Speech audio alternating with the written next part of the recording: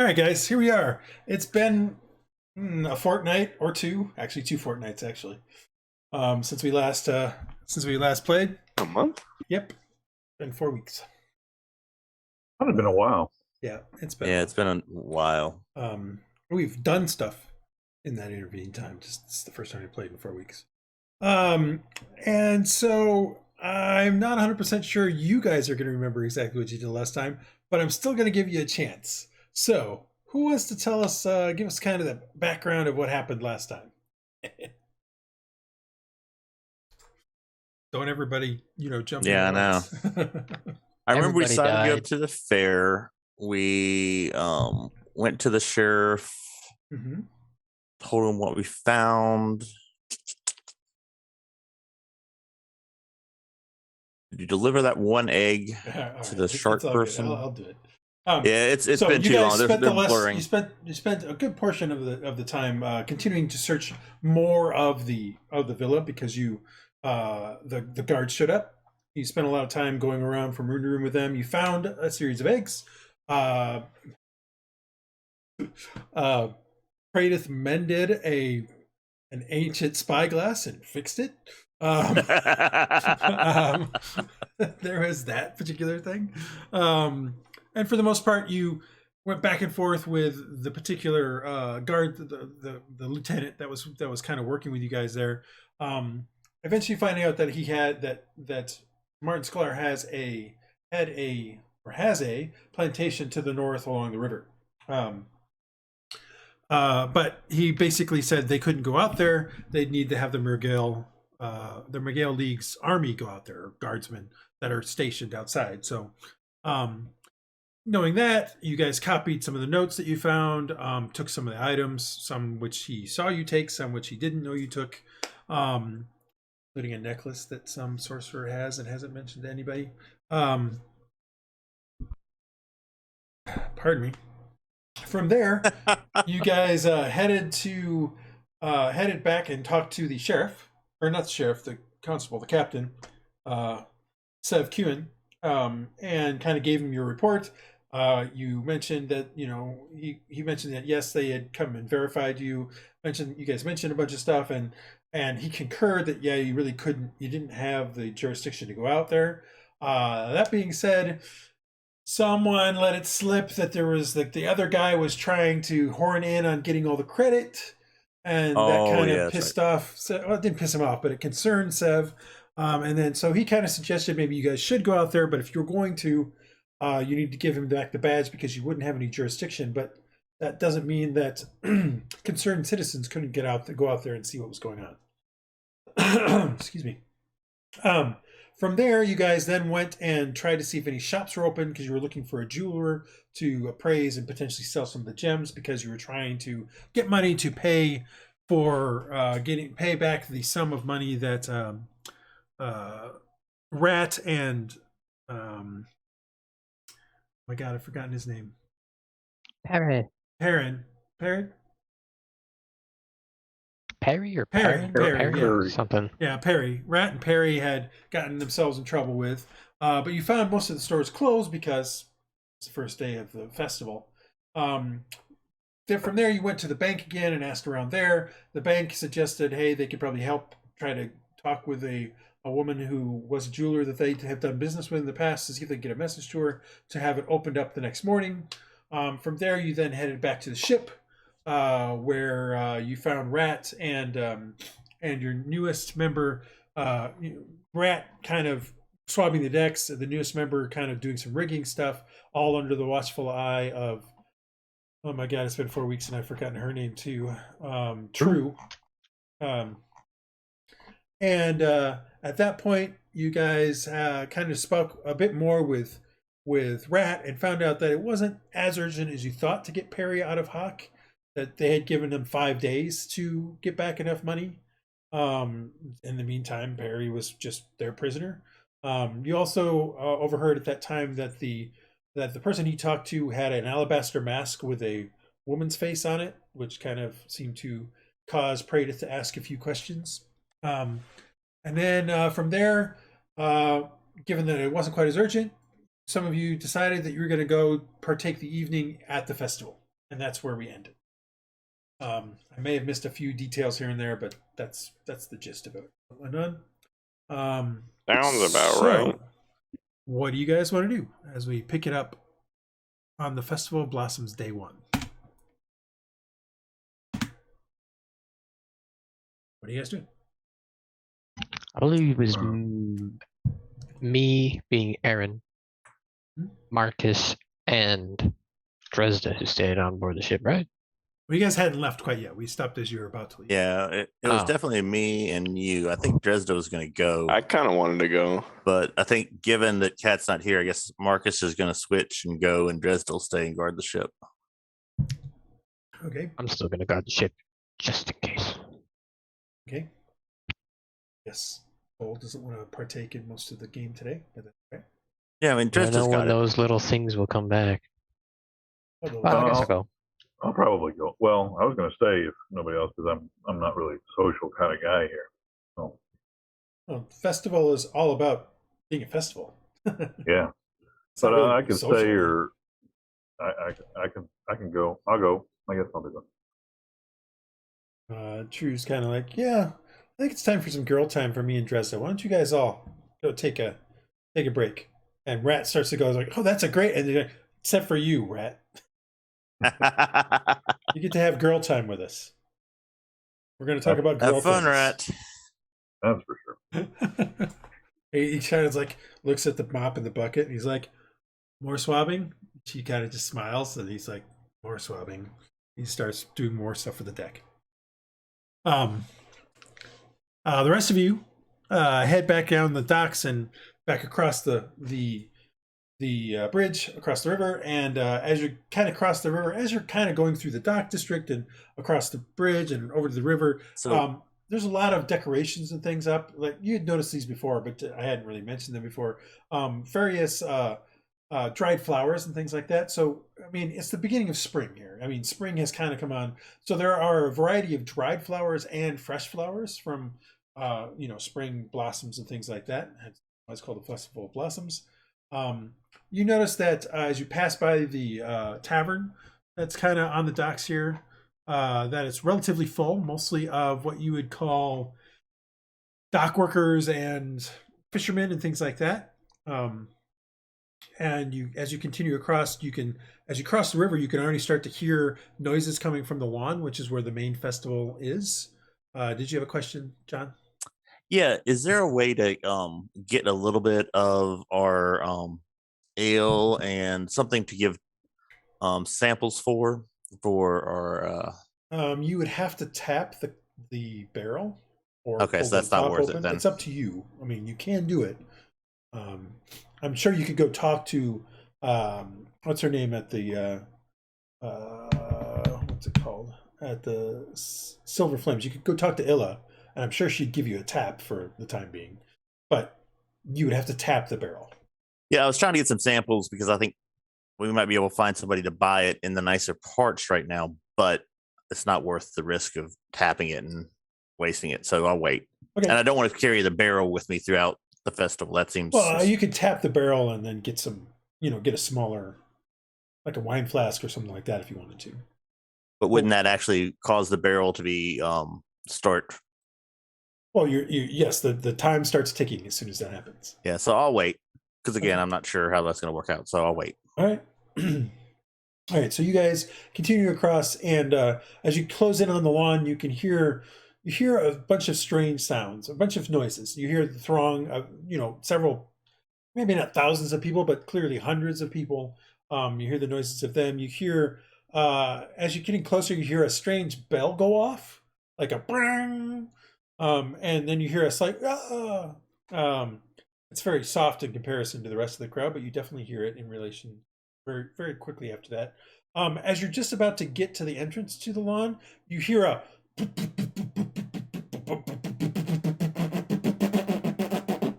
and you see this strange craft just start rising up out of the top of the lawn. And it's got these whirling blades on the top. And it goes straight, it just keeps going straight up, and then it gets to a certain point and it just hovers there. And lots of people have stopped around you and are looking at it, and a few people are pointing at it, and they're like, some strange contraption. And after about, I don't know, maybe a minute of just hovering there, it comes back down and lands, and you hear that noise. It goes out of sight, and then you hear the noise kind of spin down again. Does it seem to have any passengers on it? Does it have any what? Passengers or any type of compartment where people give me a quick are? perception check, because you're kind of you're not too far away, but you're far enough, and it does seem to be enclosed. Okay. Let me get my character up. Sorry. No, it's all good.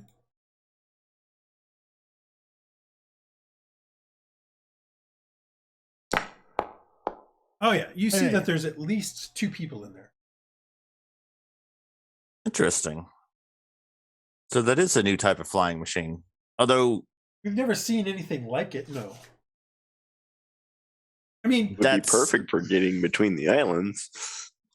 I mean, we have seen flying scenes before, right? Have we seen balloons? You know of balloons, and sort of you've seen probably a balloon at some point.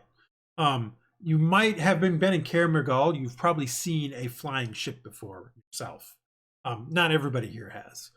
You know or have heard of things like zeppelins, and you've also heard of these gliding machines. I mean, basically gliders that are sometimes deployed from high locations or floating airs or things like that. But you've never heard of anything like this. It's a place of magic and artificing and stuff like that. That doesn't mean that something like this has never existed before, or something in this sort of fashion, but you've never heard of anything like that. Yeah, I'd like to learn a little more about that. I think I'm gonna head towards where it came down. What do you guys think? So you guys kind of head back into the lawn, and as soon as you come into the lawn, you can see that it's set up with sort of a main tent in the center. Tent is kind of a misnomer. It's more of a covering. So it's the size of like a big top, but there's no walls. And you can see many people are kind of gathered around, and inside of it, you can just like a throng of people, and they seem to be watching something inside. And every so often you hear, "Ah!" and ooh. Clearly they're watching some kind of show of some sort. You're not sure what, because it's hard to tell from this distance. You notice that as you're coming in, you notice to the right side along sort of the lawn wall there are a variety of stalls of various sorts and vendors, clearly all food things over on that side. Also around the more to the left side and more closer to you, there's kind of a hallways are word, but a thoroughfare of a variety of small tents that look like they're probably games of some sort.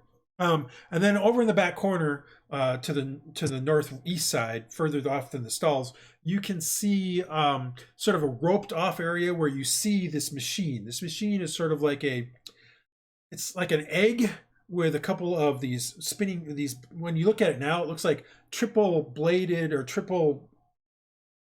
It looks like a mini helicopter. No, yeah, I figured. I'm just going to describe it that way. And you see sort of a what you think from this distance is a kid kind of talking to some people and showing some stuff to them. A couple, in this case, it looks like from this distance, you think that they look like merchants, actually. They don't look like the typical like dock worker or anything like that. That's another thing you kind of notice at this point too. A lot of the people you see here seem to be mostly lower middle to middle class to upper class. There's a few dock workers here and there that you notice, and a few fishermen here and there that you notice, but for the most part, it looks like tradesmen and that sort of stuff, kind of milling about in here, going to various things. That's the scene that we've set. What are you guys Marcus? You want to head towards where the I flying want to go machine see is? Listen to the flying machine and see what the. All right. What does anybody else do? Was there? Also, I'm going with shooting the flying Marcus. machine. Okay. I'm gonna go play some games. All right. All right. We got 3 people going to the flying machine. We got 1 person going to the games. What do we got? Rhux and Iylis doing. Rhux is gonna go look at the flying machine. Okay. Forward to the flying machine. I mean, I definitely want to take a look at that, but I also want to like see what other vendors are around, things like that. So you will go right by the those of you going to the flying machine will go right by the vendor stalls, basically. Okay, gotcha. I definitely want to like take a look at those as I'm passing by. Kind of take Okay. my time. So let me do. Let me do Hylough real Yeah. quick first. My brain is just not back in the game quite yet. No, you're good. Let me do Hylough first while you guys start to head your way over, because Hylough, you'll make it to the games first. They're kind of closer than anything else. As you walk through there, you can see a lot of people kind of moving back and forth through there. You hear the oohs and ahs from the tent, which is a little bit further up, although the games kind of skirt around it. So there's many games. I'm only going to really give you about 5 or 6 that you can actually play, but there's many. They're all just variations on a theme, let's be honest. As you're kind of walking through there, you notice a few things. There's as you first coming in, you notice some kind of looks like a half orc kind of take this big hammer and slam it down and hit this thing, and you watch this kind of piece of metal or piece of wood go up about, I don't know, maybe 6.5 feet. And as you notice that, you see that there's a bell up on top, which might have been that bell that you heard before, but his doesn't quite get it to there. So there's in essence a ring the bell strongman kind of game. As you keep going through, you notice basically a variety of games that are basically all a version of ring toss. I mean, just various types of things like throw the bottle in the jug, toss the ring on the llamacorn, unicorn. I mean, it's usually just a little thing, all kind of variations on the same thing, just different ways of doing that. There is as you get about halfway around, you notice that there are 2 tables set up on either side, and you see a whole bunch of people around them kind of closing in. And as you get close to there, you hear, all right, place your bets.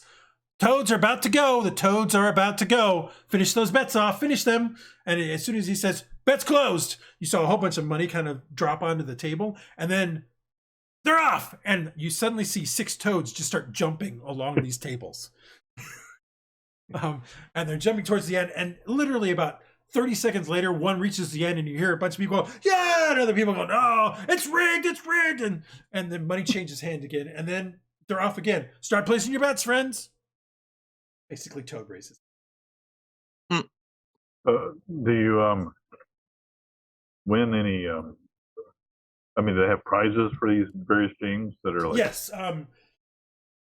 As you're going through there, you notice that some people, when they you get a little bit further past, but you see somebody ring the bell, and the guy gets a trinket of some sort. I have a lovely table of trinkets. So, like the first one gets that you notice that he gets a set of bone pipes.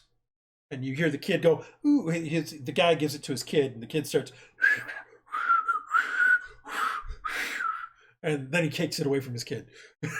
But yeah, there are definitely like these small little prizes.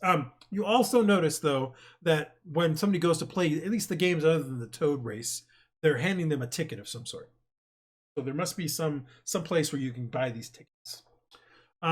Last thing that you notice is that there are 2 other games, or 2 other styles of games. There's an axe throw game where you throw axes at a target, and then there's a guesses game. So you get 3 guesses, in the one you first notice is the number of petals on the flowers at the back of the stall. So you're basically looking at a stall, you see a whole bunch of flowers in a vase, and you have to guess the number of petals. So you get 3 guesses. Okay. Those I want are to the pick a main game games. that has a nice prize that I can take back to our new mate on the ship. All right. Oh. It's really hard for me to tell you what the nice prizes are because you're literally going to roll a D100 if you win. And it can be any one of these trinkets. Also Okay, because well, I just whatever. want to set it up.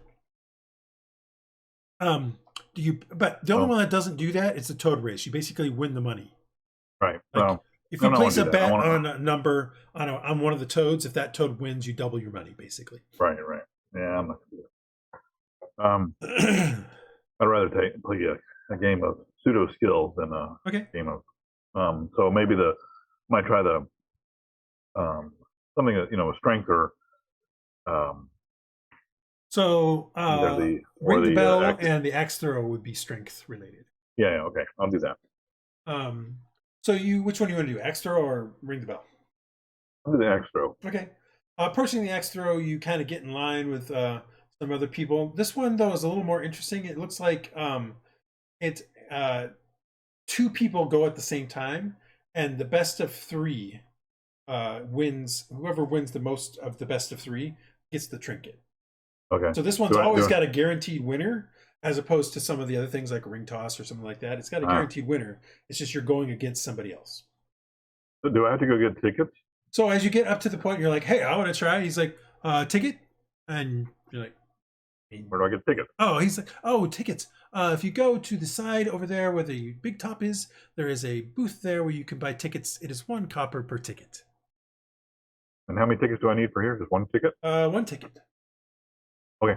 So I'll scurry off to go get All the. right, so you head over to there, and it takes maybe about, I don't know, 5-10 minutes to get, or 5 minutes to get a ticket.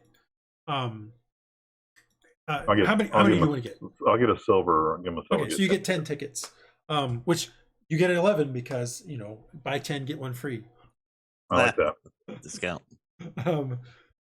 So you go and get some tickets, and then head back there. All right. Sorry, I'm just typing something up so I have it. And he basically, you finally get to your spot, and you pay your ticket, and you're basically facing off against this. It looks like, probably a dock worker from the looks of it. He's a bit standing there, a bit bow-legged, and he kind of looks at you, and he's like, good. You're giving me the easy ones, huh? And basically, we do a d20 to hit roll with strength or dexterity, your choice. Doesn't matter. It doesn't matter to me. You pick which one. Just an ability check then, Yep, right? it's an ability check. All right, so this guy has an 11. Okay. All right, so he throws his, and you threw yours. Not moments later, his hits in sort of, the center would be a 20. He kind of hits about halfway from the edge to the center, and he kind of like, shoot, gotta warm up. As you kind of hit almost dead center, and he kind of looks at it. He's like, huh, giving him the easy, better weighted axes again, are you? Huh? The guy's like, I'm always giving everybody the same badly weighted axes, so I don't know what to tell you. Yeah. And so he's like, all right. And then he gets his, kind of warms up a little bit, and he's like, all right, this one will be the good one. And he kind of throws it, and he gets I was hoping for that 1, actually. He gets a 7. So it's even further away from the center of the target, and he's kind of looking crestfallen. Give it your shot, Hylough. Oh, but it is still closer than yours. And he's like, whew, you can see him visibly like, oh man. And he kind of looks back, and you see there's sort of a 2 or 3 girls back there, women back there, that he kind of glanced at really quickly, and they're kind of speaking to each other. Looks like he may be trying to impress somebody. And he's like, I'll let you go first this time. Okay.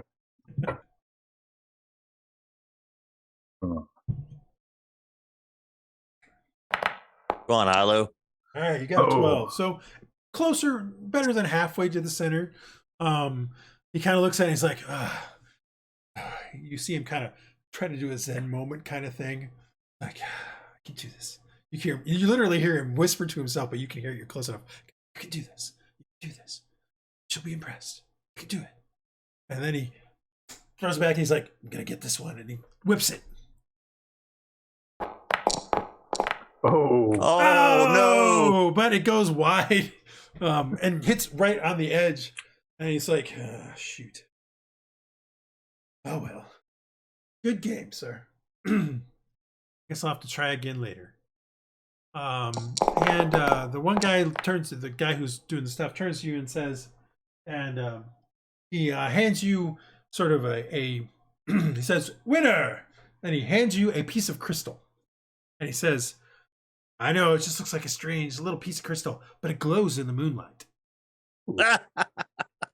It's a kyber crystal. All right. You now have a piece of crystal that faintly glows in the moonlight. I'm Cracker Jack literally present. rolling on the trinkets table. Right. Cool.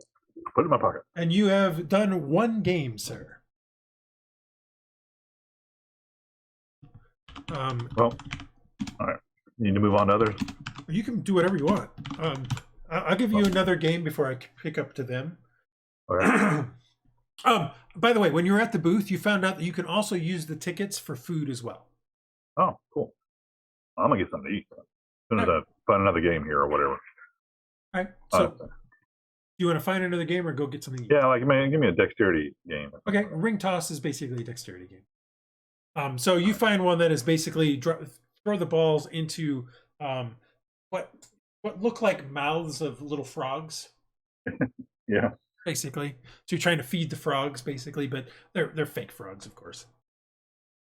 course. So this one works by you do 3 dexterity checks, and if you get 2 of 3, and I know what the DC is, then you will gain a trinket. If you gain all 3 of 3, you get 2 trinkets. Okay. All right. So one more ticket. Your Yeah. first attempt, it bounces around on the edge and then just kind of falls in between them. Oh, not going well. Give it another shot. Oh, Ooh. your second nice. one drops right in. Like it's a perfect. Like actually, I wouldn't even go that. It like bounces like 2 or 3 times across multiple ones before it drops right into one of the mouths. We got one. We got one. Do it again. Oh. And unfortunately, on the last one, it bounces around a bit and then bounces off the table. Oh, Yeah. only one, sir. You're close. If you could get 2 of them, you can get a trinket. But I understand. Oh well. Right? I'm gonna get something. You hear the bell ring as someone slams down on the ring the bell game and wins. Oh, cool. Yeah, I might try that later. All right, you head off towards food. The rest of you guys have kind of been kind of meandering through, kind of trying to get through the crowd a bit. It's the lawn. Remember when you were here the first time? The lawn basically there's a wizard tower on the one side, which a lot of people are kind of avoiding. Like there's the wall kind of that leads to it that you kind of had to press the glyph on to get into in the first place. But even that, like most people are not even within 20 feet of it. There is from the main entrance into the lawn all the way to the back is basically the main civics building, the town hall, so to speak. And then over to the one side, which you're kind of walking where the game side is, but about another 20 or 30 feet back from that are some gates that lead into what you at this point in time have learned is the governor's residence.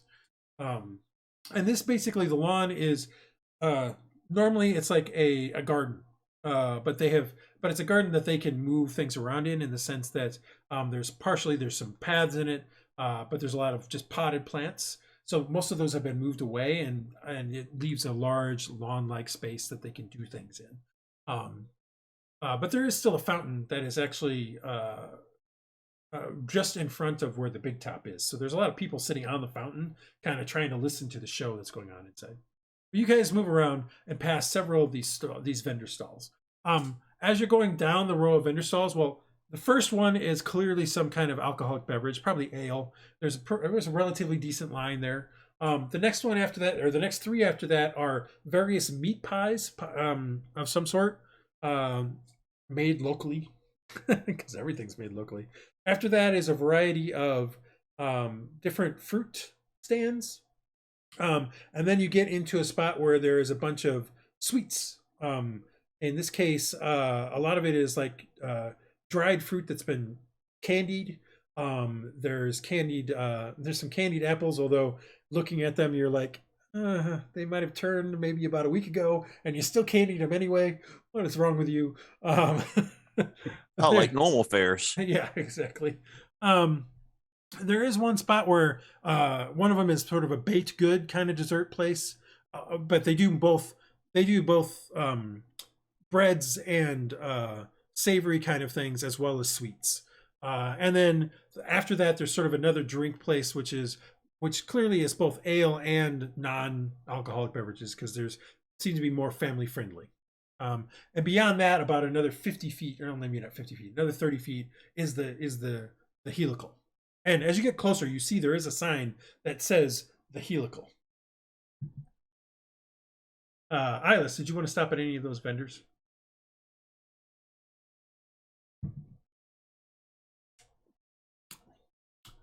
Robert, did you want to stop at any of those vendors on the way by?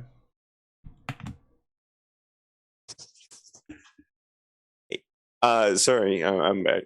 Did you want to stop at any of the vendors on the way by? Did you even hear what they were? I did not. I'm sorry. I didn't hear any of them. So there's a variety of things. There's meat pies. There's fruits. There's candied fruits. There's basically baked goods, both savory and sweet. Some ale and some other drinks. Just a variety of different vendors. Okay, yeah. I heard the sweets thing. Okay.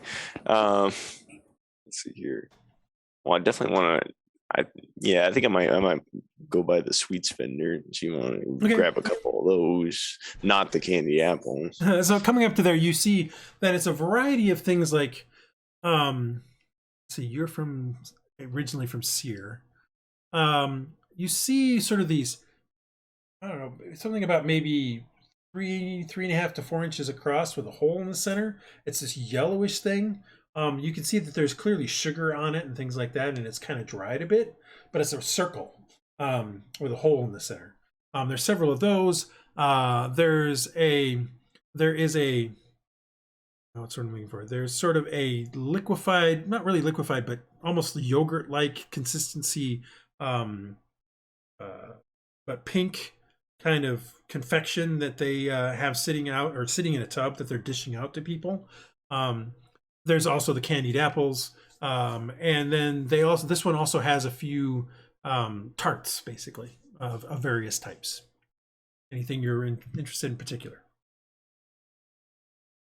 I might grab a few of the tarts. Okay. As you approach up, one of the ladies says, how may I help you? We've got various tarts. We've got some candied pineapple. We've got some papaya. We just call it the papaya. And then we've got some candied apples. They're the best. Are they? They look a little weird, but I was thinking about those tarts. They look really good. What kind do you want? We have apple. We have papaya. We have pineapple. Let's try the papaya. All right. You was pushing the papaya before, and that sounds all right. So she pretty kind of good. goes and pulls one out, and she puts it down, and she says, "That'll be 2 copper or 2 tickets, your choice." I'll pull out the 2 copper. All right. And you pay her, and you get your papaya tart. Let's go. Biting into it, it's not warm. I mean, clearly this was probably made, hours ago, but it's delicious enough. I mean, for a cool tart. Anybody else want any food or anything? Not bad. No, not right now. Okay. I mean, it does. I'll eat one of those big turkey legs eventually, but yeah, it does solve some of your hunger that you've been having. Like it is past 6 o'clock in the evening, so for the rest of you, he kind of stops and kind of starts getting food. The rest of you get up to there, and you hear what you thought was a kid in the distance. It's actually a gnome, and this gnome is kind of talking with 3 merchants, 2 humans, and a dwarf. And he's like, "Yes, it's made by Caster Fizzbolt. This is his latest invention. You've heard of all of his other things, I'm sure. This one, as you saw, soars into the heavens." And one of them is like, "Yeah, but can it move forward? I saw it go up, but can it move forward?" It's like, "Of course it can move forward. We have tested this, and it's flown all the way from Glittercrag all the way down to Calastria itself, and then back up." That's not. And the one guy's like, "That's straight up and down. Still, it's not forward. Does it move forward?" and the that's guy, sales right there, buddy. the guy's like, "Yes, it moves forward. Now, this is but a prototype. We haven't quite gone into full production yet. But if you're interested, meet with my master at Glittercrag, and get an appointment with him, and he will be able to hook you up." And he kind of, it's sort of a finality to what he's saying there. His spiel is done, and one of the 2 human guys look at each other and the one's like, as he's kind of walking away, he's like, but it didn't move forward. If it doesn't move forward, what's the... And then the dwarf kind of stands there for a bit, like looking at the gnome, and the gnome's kind of like looks at him a few more times. He's like, "Any other questions?" And the dwarf just says, "I'm not sure if you're telling me the right things or if you're just making it all up. Are you just using some kind of levitation spell and some kind of, magical image to make it look like it's doing something?" Like, well, you are in it. You saw it yourself. It flew up there, did you not? Like, yeah. Still, illusions can do a lot. I have to think about it. You say, Fizzbolt, Glittercrag, huh? He's like, yes, that's where he is these days. Like, all right. I might be paying him a visit at some point. Thank you for your time. You see him kind of turn around and notices you guys there for a second. And he's like, keep an eye on this one. Not sure if he's on the up and up. And he passes through you guys. That's when the gnome notices you guys. And he says, I gotta find my thing for this.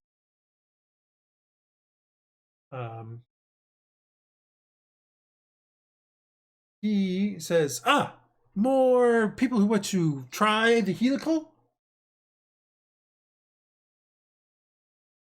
Potentially try. It looks very interesting, but what are his advantages over a balloon? Well, it doesn't require the whims of the wind.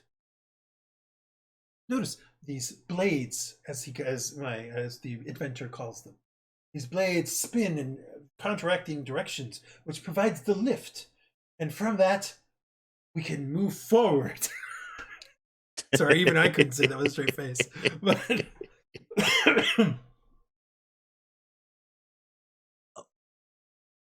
so if we turn right, we could go forward. Not for this particular demonstration. We must stay within the bounds of the actual lawn. And he kind of goes on. It's terms of the contract. They wouldn't let us actually do anything with this thing here unless it was just straight up and down. I'm sorry. Oh, I understand. I would like a ride. I mean, it's very interesting. It's how high will it go? Well, again, part of this whole contract thing, we're going to only go up about 50 to 60 feet. I mean, depending on how things go, we could maybe go up to 100 for you, but that's about it. Are you looking? Is it just for rides, just to generate? I mean, I've never seen something like this. Yes, It's very fascinating. right now we're using it as a ride for festivals of this sort of thing, just to try to generate a little bit more revenue to complete the designs, and as a demonstration for those who might be interested in purchasing them. Well, anyone else want to go on a ride? It will Is it only just fit me one plus person with the? me plus one other. I must run the contraption, you see. That's understandable. Well, I would like a ride. Certainly. You can pay me either one. What did I have for the price here? One silver piece or 10 tickets.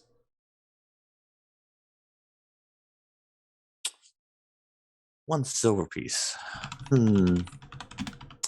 How about, as we are all games and negotiations here, how about 8 copper and word of mouth of someone who's known throughout the taverns of the area? He looks at you for a little bit and says, tempting, but no, 10 silver pieces or 10 tickets.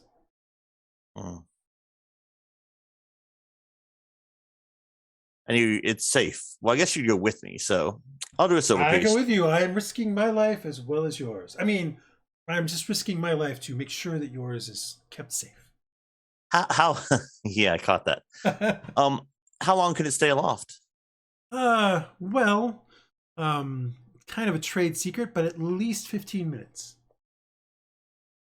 So for the silver piece, we'd go up 15 minutes? No. It's only a couple minutes. I'll pay a silver piece and go up. Let's see. Well, all right. I never let me said that Marcus Teach is not ready for adventures. All right. So you hand in a Do I silver have piece. Featherfall stock? Do I have Featherfall stock? He opens up a door and you step inside, and then he comes around to the other side. Inside is basically a pretty, like the side that you're in is basically just a passenger seat, like a hastily put together seat.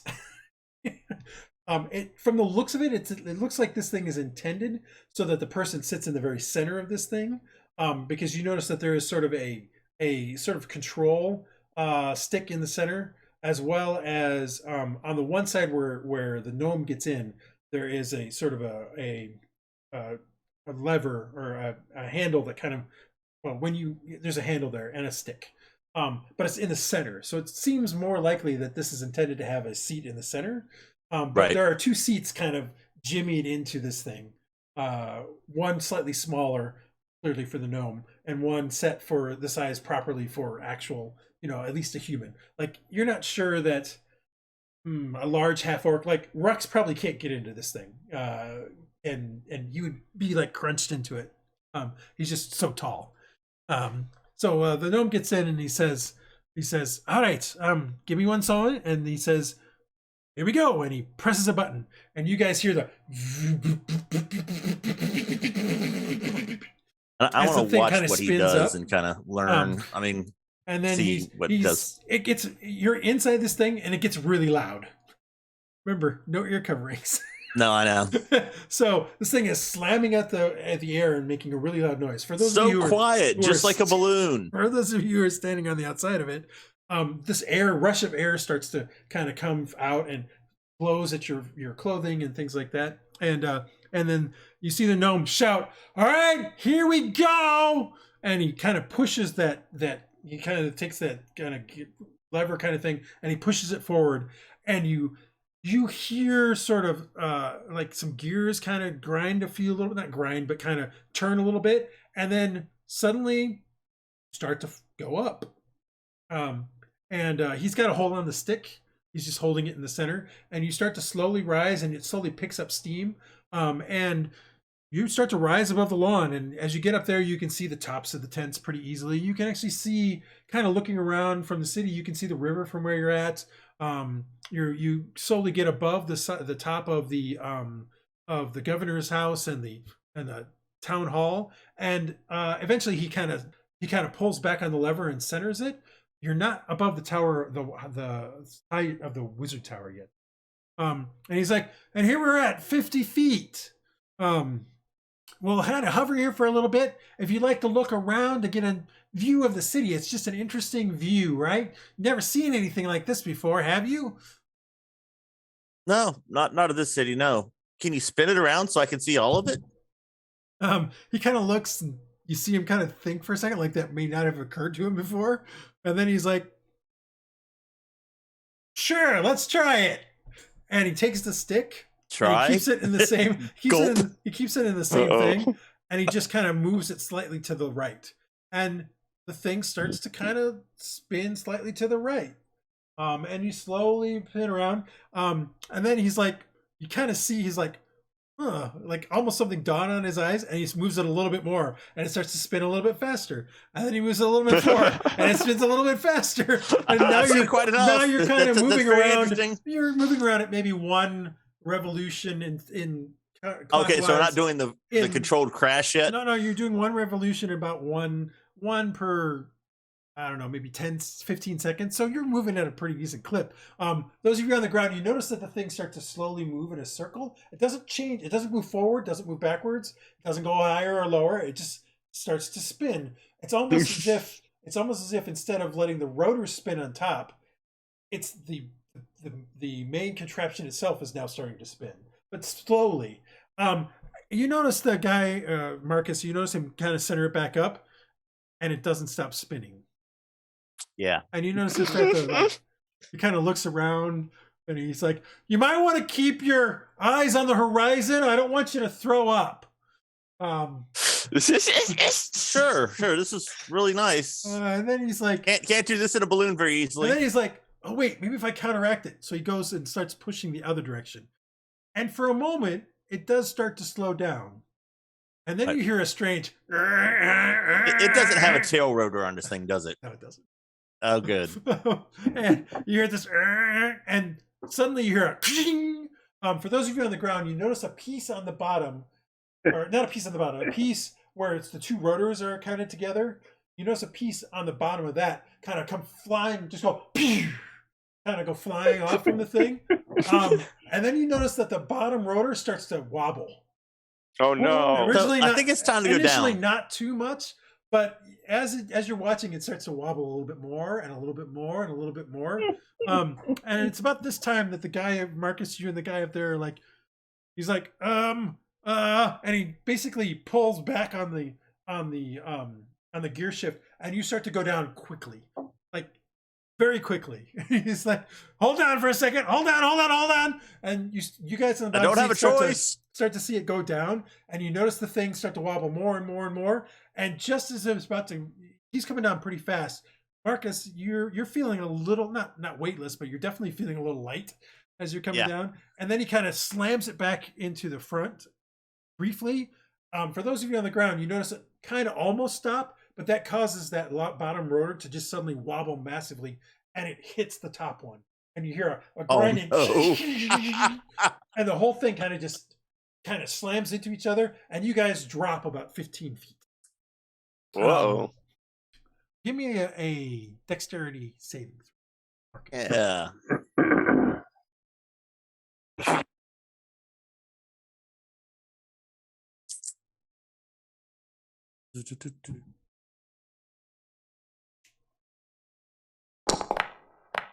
All right, so you are only going to take Yeah. 3 points of damage as you kind of you see what's about to happen. You see the last 15 feet. You had already gotten, there was no seatbelt in this thing, so you kind of already had figured out how to push the door open. So as it's coming down, you kind of push the door open and kind of jump to the side and kind of do a slight roll out of the way. Can I grab him too? Does he look like he's gonna? Well, you know. Okay. You briefly look at him. He's kind of doing stuff with the controls and things. The thing goes, you kind of like, and jump out, kind of do a roll, take a little bit of damage. You kind of roll to a stop. And then just in time to see the whole thing kind of onto the ground. Parts of the pieces of things falling around. Those of you who are actually kind of around it, also give me a dexterity saving throw as parts of the rotor start kind of breaking apart and flying in your direction. So that would be Rhux. That would be Praedyth. That would be Aaron. Am I close enough? Yeah, you would have probably kind of wandered over at this point. So yes, please give me one. You guys are welcome. Oh, I was already planning on this thing having an accident of some sort. I just Okay. was preferring to do it when one of you guys were in it. So if none of you had ever got into it, it still would have had an accident. One of those things where, it's an experimental thing. All right, so for those of you who were just rolled that, if you got a 10 or higher, you will take 3 points of damage. Otherwise, you will take 7 points. And I still need Rhux to give me a dexterity saving throw. What are you doing? I'm walking here. As the thing kind of slams onto the ground, it kind of rotates a bit because all the rotational energy that was in the rotors is now kind of splattered off, and the thing was still kind of spinning as it was coming down, and so it lands on the ground, kind of spins, and kind of you can hear the rending of some metal as it kind of spins around and comes to a stop. Basically you hear screams and stuff around as people are like pointing at the thing and screaming, and like a few people are pointing at Marcus as he's kind of getting up and kind of dusting himself off. A few people run over to you and try to help you up and are like, are you okay? I saw everything that happened. You take a bow and like, I bow on that. A few of them are like, one guy is like, all part of the show. As I bleed. One guy Wait, this starts was to a clap, show? and a few people start to go, especially as you say that. And then the one who's clapping stops and says, "Well, but what about the pilot?"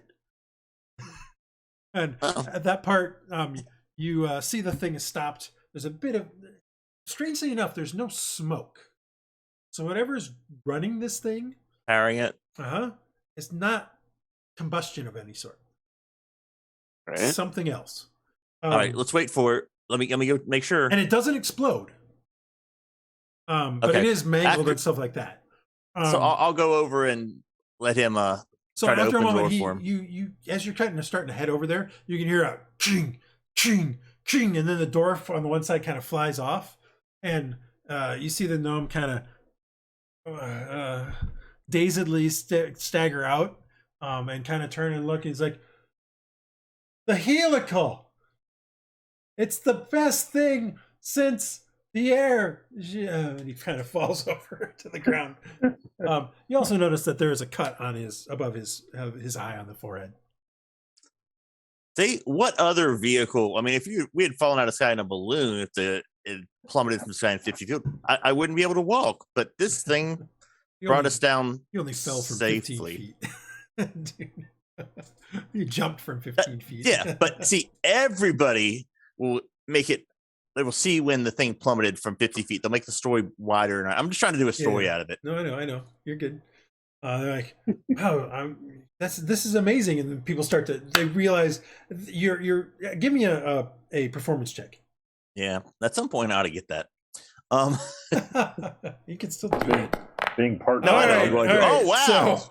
So, as part of what's going on, you're selling it and all that sort of stuff, and the guys around you're like, "All right," and they start clapping and get some cheers, and they're like, "Wow, this is a better show than that bard that was in the tent earlier today." And like, don't be bad for the what's, bards. What's your They're all name? What's your name, good sir? a Marcus of the Widowmaker. Ah, Marcus of the Widowmaker. That could have been a Widowmaker. Aye, but it wasn't. We will tell your story far and wide. Good day to you. I sure will you're okay. do a subtle bow. Of course. Merely staged blood. Very good. I whispered that to him quietly. Shh, merely for the show. That being said, as you're kind of looking around, you do notice that over near one of the closest vendor stalls, somebody is kind of standing there, kind of staggering a little bit, and you notice a piece of the rotor metal stuck in her side. Yeah. I'm gonna go over there. All right. So you start heading over there. What are the rest of you guys doing? Several of the Argent Watch have started to come towards what happened here. So clearly they may think that maybe this wasn't part of the show. Yeah, well, Praedyth wants to go inspect the wreckage. All right, so Praedyth gets up after getting hit by some stuff, some of the shrapnel, and heads over there. What are the rest of you guys doing? Aaron is in shock at this marvelous. He doesn't know how Marcus managed to convince this guy to do this for the show. He's so convinced. He doesn't understand how Marcus got him to do it. All right. Well, By the way, Hylough, you did see you were headed over towards the food stalls. You did see this happen, but you were far enough away that you weren't affected by any of the stuff, and you wouldn't have been able to do anything. But you knew your guys were headed over there. So what are you doing? I'll hurry over there and see if everybody's okay. Then I guess. Okay, so you get there a little bit as Praedyth is kind of inspecting this sort of mangled metal. It's funny that no one's actually doing anything with the gnome, but whatever. Rhux will go make sure the gnome isn't dead. Rhux is kind of standing around there, like looking at what you initially think is a child, but then as you get closer, you notice that it's a gnome. Marcus seems to be kind of gently lowering a woman to the ground. You can see blood kind of from her hand. The woman's maybe late 30s, early 40s. Probably she's one of the cooks of some sort. She's got a piece of metal in her, and she's bleeding profusely. okay. Iylis, are you doing anything in particular? Assessing the damages, I guess. For the most part, the damage I'm in shock. Okay, that's fair. For the most part, Rhux. the damage is kind of contained in sort of the roped off area where this thing was. It's mostly just the rotor that basically shattered as the two pieces kind of hit each other. that kind of has, you can actually see parts of that embedded into the stone wall, parts of it embedded my. into some of the vendor walls. Yikes. Clearly some in this one woman, some kind of grazed some of your friends. Others is just kind of kind of embedded into the ground. Luckily, it seems that only your friends and that one woman and the gnome driver seem to have been affected by any kind of Gotcha. damage. So any of the shrapnel that went through the vendor stalls didn't hit anybody? It mostly is either embedded in a stall or hit that one woman. Got it. I rolled, only one person got hit. So she is currently bleeding pretty profusely. Rhux, as you get to the gnome, he's definitely got a massive cut in his head. His left arm is at an odd angle. It's clearly broken. But the rest of him looks okay. I mean, with a quick check. All right, let me roll that. What are you trying to do? I want to splint his arm as best I can, All right, give me a medicine check. and then I'm gonna go check the woman. Yeah, I'm hollering at Rhux, motioning him over. All right, so you medicine it up, and you kind of quickly, he's unconscious, you quickly set the arm and kind of do a little bit of a manipulation. It's not like it's bone out or anything like that. It's just, it's at an odd angle. It's clearly broken. So you kind of make a quick splint. And then you hear Marcus shouting for you. All right. I mean, it's not that hard for me to pick up the gnome, right? It's not hard to do what? Sorry? Pick up the gnome. No, I mean, he's basically, it's like Praedyth size. He's like the size of All right, I'll pick up the gnome kid. and walk over to where, and hurry over to where Marcus is, so that way he's not in the wreckage anymore. Okay. Again, the wreckage, there's no fire or anything like that. The wreckage is just mangled metal for the most part. Wood and metal, basically. As you're kind of looking at it, Praedyth, that's what you notice. It's mostly made of metal with some wooden parts inside of the things. It basically is sort of an egg-like shape, or at least it was, with a rotor on top and a couple legs on the bottom. The legs are mangled too. They're pretty much, they pretty much slammed into the ground, so they kind of broke up or bent up and things like that. Otherwise, there's a few. You can see a little bit of blood in the main compartment, probably where the gnome kind of hit his head and blood flowed freely. But he kind of kicked the door out, so you can see in that way. Otherwise, it's relatively well intact. Just a lot of crumpling in various areas. Praise wants to try and investigate it. To try and figure out how it works, Okay. what specifically happened that broke it. All right, give it an investigation check. To figure out how it works is a pretty high DC, but maybe to figure out what it's broken. Yeah. So you kind of start hunting around, and I'll come back to you because it's going to take a little bit of time to kind of look through the wreckage. You're busily doing that as the Argent Watch comes up. So you're oblivious to them because you're so invested in what's going on here. Back to Rhux and Marcus. Rhux, you get over there. You find a woman who's bleeding quite heavily. And in fact, by this point, like, she was sort of conscious, semi-conscious when you got there, Marcus, but she started to faint almost as soon as you got there. So that's why you were setting her down. And this is what you come upon: an unconscious woman bleeding pretty heavily. Rhux. Medicine check to try to stanch the wound. There's a piece And of metal. I'll give him assistance if. Yeah, I'm gonna try to pull it out without breaking it. Would the medicine know that it may not be a good idea to pull out? You'd have to do a medicine check to determine if it's a good idea to pull it out or not. There, I'll do a medicine check to figure out if I should pull the metal out or not. Okay. And I'll assist if I can. Well, doesn't matter at that point. It would probably increase the bleeding, but if you could immediately provide some kind of heal, that'd probably be okay. Well, I've got all my lay on hands on me, so I'm gonna try to pull it out. Oh, good. Okay. All right. So give me a medicine check for pulling it out to see how much more damage you might do. Can I give the assist action for, so you see Rhux kind of quickly pull it out, and that's enough to kind of wake her up, just enough to scream. So she screams and then goes back unconscious. And then he immediately basically touches a thing on his chest and lays a hand on her, and you see sort of this bluish glow that envelops the wound and slowly heals it back up. How many points you got to give her? I mean, I'll give her 15 of them. All right, then I will say she only needs 5. I mean, she's commoner and things like that. She's low level, so at 5 points, it's all the way healed. So you still have 10 left. Oh, well, I have 25. Well, you only use 5. At that point, it's healed. Keep as many. We may need those. No, I'm just pointing out, like, she doesn't have 10 hit points or 15 hit points. She has 5. Well, she's very revitalized. So, all right, and you notice her breathing kind of come back to normal. Her eyes kind of flutter open a bit, and then she kind of looks down at her thing, and she's like, she's confused for a moment. She's like, that hit me. There was blood. It's gone.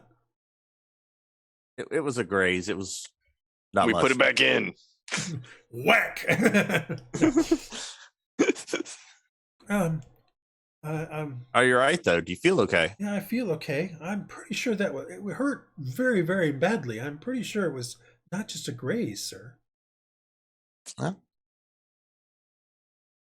And there's But you're doing well now. There's a lot of blood also around her, pooled on the ground and in her shirt and stuff. So the amount of bloods that's there, it belies your explanation that it was a graze. Well, Hey, our doctor was Rhux. here to help you. You So Rhux, you should use this opportunity to preach. I'm not the one who preaches. Praedyth's the one who preaches. Right. Praedyth does not preach. Yeah. But you could. Praedyth's overworking. Yeah. You'd be like, this is the work of your god or whatever. I don't know. I don't. fortunately, our doctor from the ship was here, so Oh, The maybe it wisdom was a little always worse than dies. a glaze, but he was okay. able to repair the damage. Oh, thank you. Thank you. I am Marcus, and this is Rhux. We're crew of the Widowmaker, and you are? My name is Lena. I'm the baker here. And heard the main crash and felt a stab in my side. And when I looked down, there was blood just kind of gushing out. And then I remember kind of starting to lose consciousness or lose focus on the world, and things started to go black. So until the searing pain a few moments ago, which I thought was the Oh, he's quite a good god doctor. of death coming to take my soul. No, he's quite a good doctor. You're But- Very much so. I clearly, at that point, or before this point, a couple of the other people in the stall have already come over, and they were kind of standing around or had exclaimed and things like that, and one of them's like, Lena, you're okay. We really should get you home and clean. And he's like, yes, but these two were so helpful, and the one like, yes, but the one guy was in the thing. I didn't do it. I was just in the thing. But Well, how do we know that you didn't press something that made it break apart? because I don't like to fall from 50 feet out of the air.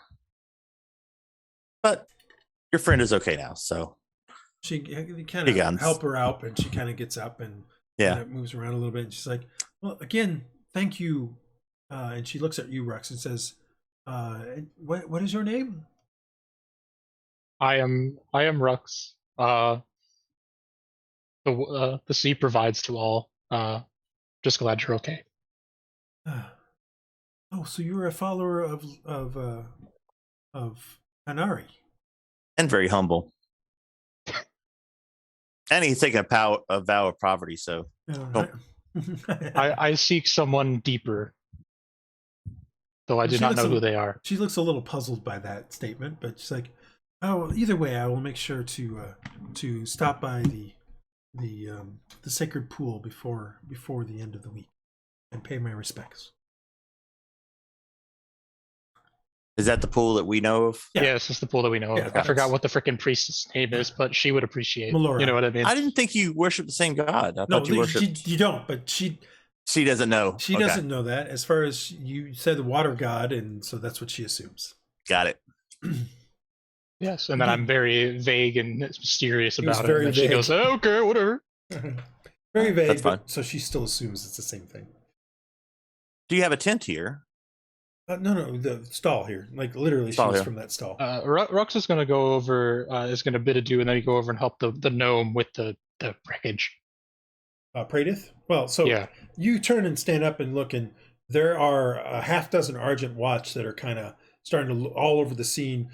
Several of them kind of just pushing, telling people to come back. And we'll come Where's back to you Hylough with the because badge? we'll come back to you because Praedyth, you've been during your investigation. You hear a voice behind you say, "Sir, what are you doing?" Praedyth doesn't hear him. Sir, could you explain what you're doing? Well, By the way, by the time this starts to get interrupted, you're still not 100% sure what has broken the thing, but you're pretty sure it has something to do with the rotors flying off. That one's Yeah. pretty clear. You also notice that because you've been in the cockpit a little bit, kind of doing some stuff, you notice that the one gear kind of moves back and forth, and technically the thing is still on. So when you move the gear back and forth, the thing does kind of shudder a little bit as if it's trying to do something, and the top piece does kind of swirl around a little bit, but there's just nothing on it. And you notice that the little stick thing actually moves left and right. And again, things start to try to move a little bit. You can hear some grinding gears of some sort as if it's trying to do something but can't. And then you also notice by this point, you can move it forward and back. so it does go forward. Well, you don't know. I mean, there are, again, gears grind. It's trying to do something, but you're not sure what. Yeah. So the thing is actually still on. It's just Okay. everything is so mangled it can't actually do anything. Can I find a power source? Oh, there's a button. I mean, Marcus knows about. Well, the like button. no, can I find where? Well, with the power is 15, no, coming you from? can't. And at that Right. point, you're getting interrupted. So Okay. Well, before you so rudely came up and disturbed me, as you I turn was around and looking look at the I- Argent Watch, Yes. I was just simply trying to investigate and see why this thing came out the air.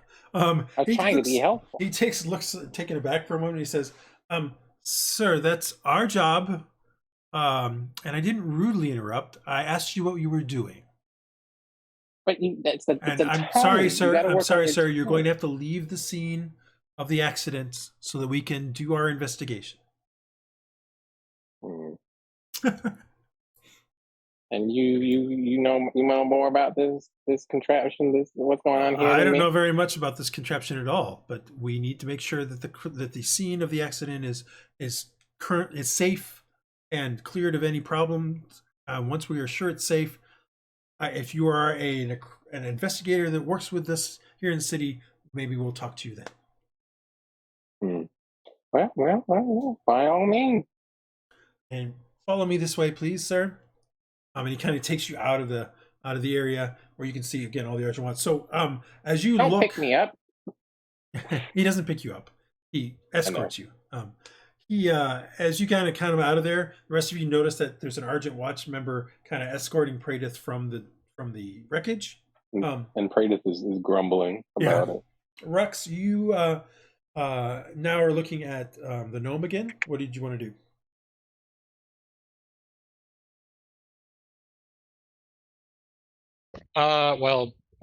Since apparently we're not allowed to go look at the crash site. Well, remember, right you brought now. the gnome over, so you have him. Yeah, well, yes. I mean, does he look fine? Is he still asleep? Oh, you meant you were going to go help out Praedyth. I'm sorry. Yeah, I mean, I was going to go help. All right, so our you gnome, turned and not went to the go look gnome. at there, and you notice that he's being escorted out. Yeah, so I'm like, well, I guess I can't do that. I'll go check on I'll go check on the gnome then, Okay. just to make sure he's fine. You splinted him. The cut on above his eye is sort of matted and coagulating. It's still seeping a bit. His breathing is not super regular, but it's not like it's feathery and light, like he's about to kick the bucket or anything.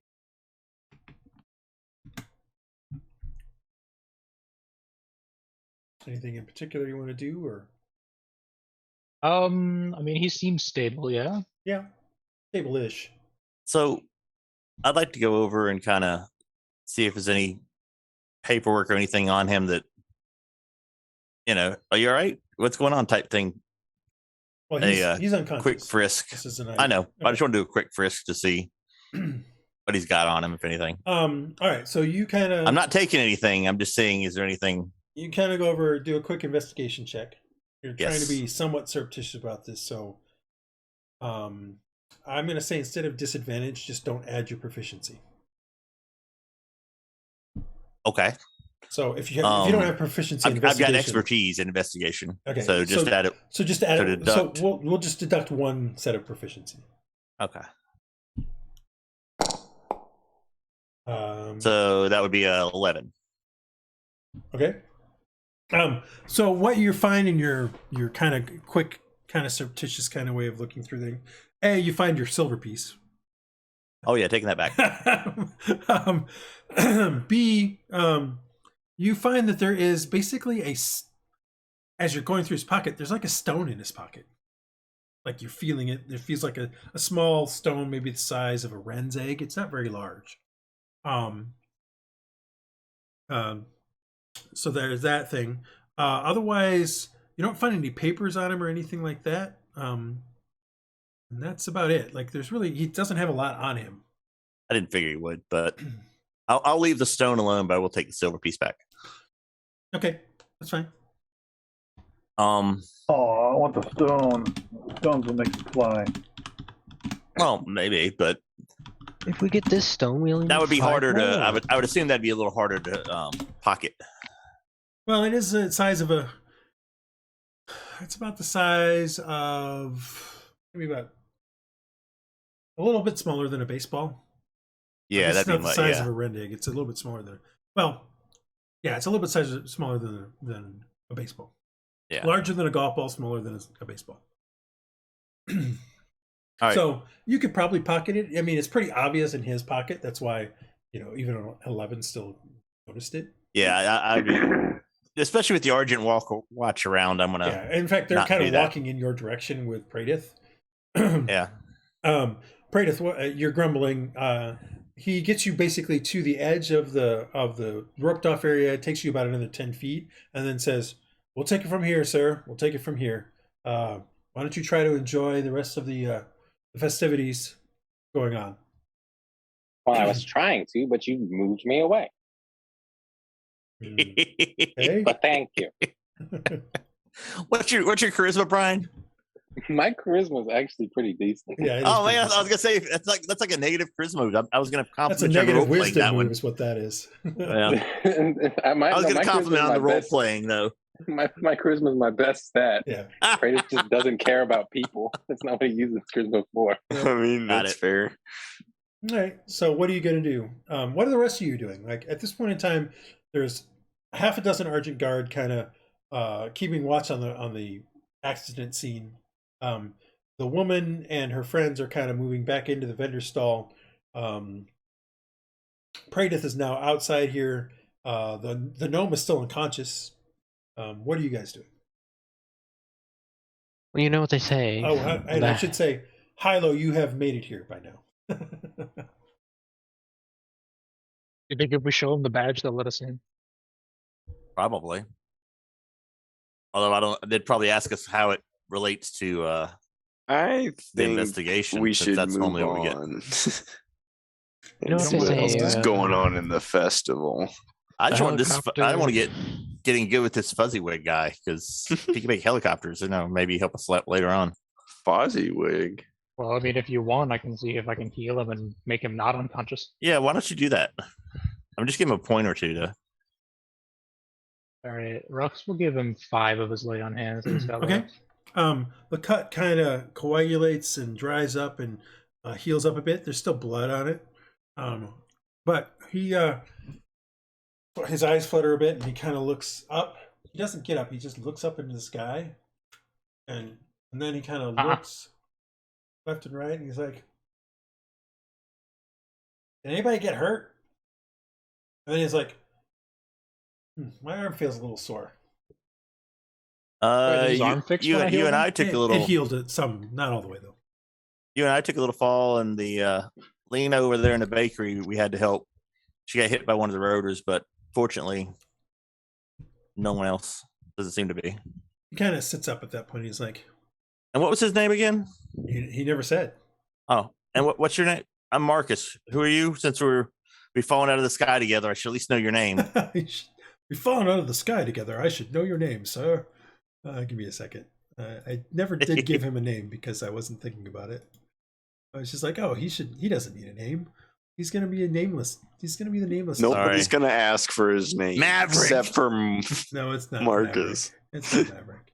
It's No, Why Maverick. wouldn't we want to know his name? He fell out of the sky. Yeah, I understand. You don't ignore people who fall out of the sky. That's in general. I do, Okay. because usually they're He dead. says,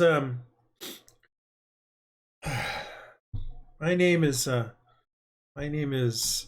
Man, none of those names are good. Jeez.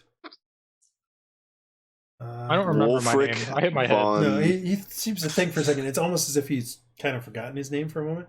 And he's like, "Oh, my name's Beanbick." Bean Dick. Beanbick. Bean dip, Beanbick Claptrap. Bean dip? bean dip. Not Bean Dip. He kind of looks. Not Bean Dip. Claptrap. I'm sorry. I just Well, Bean Bean Dick. Dick. You said I think we're gonna Claptrap. have to explain it to Could you also because be Bean Dick, but let's try to Yeah, keep it a that's what little I was bit, gonna go for, too, a little man. I bit didn't wanna- better than PG-13. well, that's what I thought you said at first. No, I'm like, it's wow, Bean we've Bick. jumped up a I did rating. too. I was about to. Bean I Bick. was like Bean Dick. Bean I don't Bick. know if that one. Bick, as in Bean flick Dip. your Bick. Well, he's definitely going after somebody's claptrap. Bean Bick Oh. Claptrap. That's what his name is. why? Okay. I could have picked. Well, I could have picked Bean Bick Wigglesteel, well, or He's gonna go steal somebody's wiggle. That's not Bean good. Bick Tidy Wrench. But no, I picked Bean Bick Claptrap. well, you were kind of beat up, but Rhux, our medic there, helped heal you. Well, sure. What went wrong there? Like, Well, I mean, the rotation went okay at first. yeah. And you see him think for a moment. He's like, I told him it was part of the Caster- show, so maybe you can Caster- spin it that way. yeah, spin it. Castor did say not to do the spinning. I should have listened to him. He said that. Well, you're not going to be in trouble for. I mean, he'll understand that these things are experimental, and he's not going to like fire you over this, right? Probably not, but we needed to get the money. I mean, if you only want, I could got t- a few silver out of this so far. This was the beginning day. We wanted to get this through the whole 3 days. We figured we could have made, I don't know, maybe 100 or 200 gold from this festival. I'm gonna have to go back and tell him I made 5 silver pieces. Well, actually, you probably made I just will a couple gold. spend the but- day mending it slowly but surely. It's not. It's gonna take longer than a day. This is Yeah, I not know. 5 pounds. Each of the individual You're gonna go parts. each, could yeah, be- you're gonna go each individual part. 5 feet, cut it into 5 feet sections. He's like, Well, he like kind of stands up. I need to go look at the wreckage. Maybe I can salvage it in some fashion.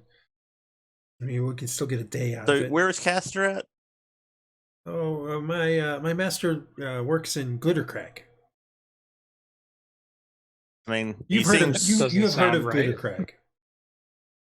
What have I heard? Of just the town itself. Yeah, the town of Glittercrag is also known as Tinkertown. You know that it is basically a town of artificers and miners that is built on the bottom side of an Eyre that is literally about 60,000 feet above Calastria. And it is known for its artificing. It's also known that is a known mine of Ethereum, which is what's used to help make ships fly. Does Ethereum normally blow up or anything? Or is it just it just is It's a metal. Basically, it's a metal. They Okay. plate the ships with the metal. Does this seem that now that it's apart, do I see any Ethereum in the built part of these? Or you're too far away from it now. Like there I mean, at this point in time, you're about 20, Okay. 25 feet away. I didn't know if I got it, glimpsed it when I moved away. But No, you were too busy kind of trying to avoid, being in the crash to really, yeah, to there's really that. be looking at it too closely. All right. Well, I'll have a story to tell on this one. Best of luck to you. He's like, I'm sorry for the accident. I hope it doesn't color your thinking about the contraption. And then you notice he stares past you, and he's like, but I'm sure it is coloring there. You turn and see the merchants, the 3 merchants that he was talking to before. And the dwarf is just kind of shaking his head. All right, so I'm going to leave now before he realizes he doesn't have his my silver. That's fine. He kind of stands up, and you see him pat his pocket where the stone was. Mm-hmm. Stone is. I didn't take it. Yeah, stone is. That's where it was in the sense here meant where you found it. Gotcha. And he then starts heading towards the Argent Watch. Anybody else doing anything? I'm wondering how much I could Thoroughly get for the enjoying Ethereum. You see a raven start kind of circling down low towards the contraption. Just taking passes, nothing crazy. Okay. Conspicuously. Anything you're trying to look for specifically? Conspicuously? No one's going to notice a raven too much. I mean, it's a little odd. So the watch is kind of like, shoo, but it just flies away and then flies back. I think I'm going to have him look closer at the actual rotors themselves, like the stuff that's... the rotors themselves are shattered. I'm talking about the things that I was moving with the controls. Yes. So that... All right, so give me another perception roll for the bird. Yep. Oh, never mind.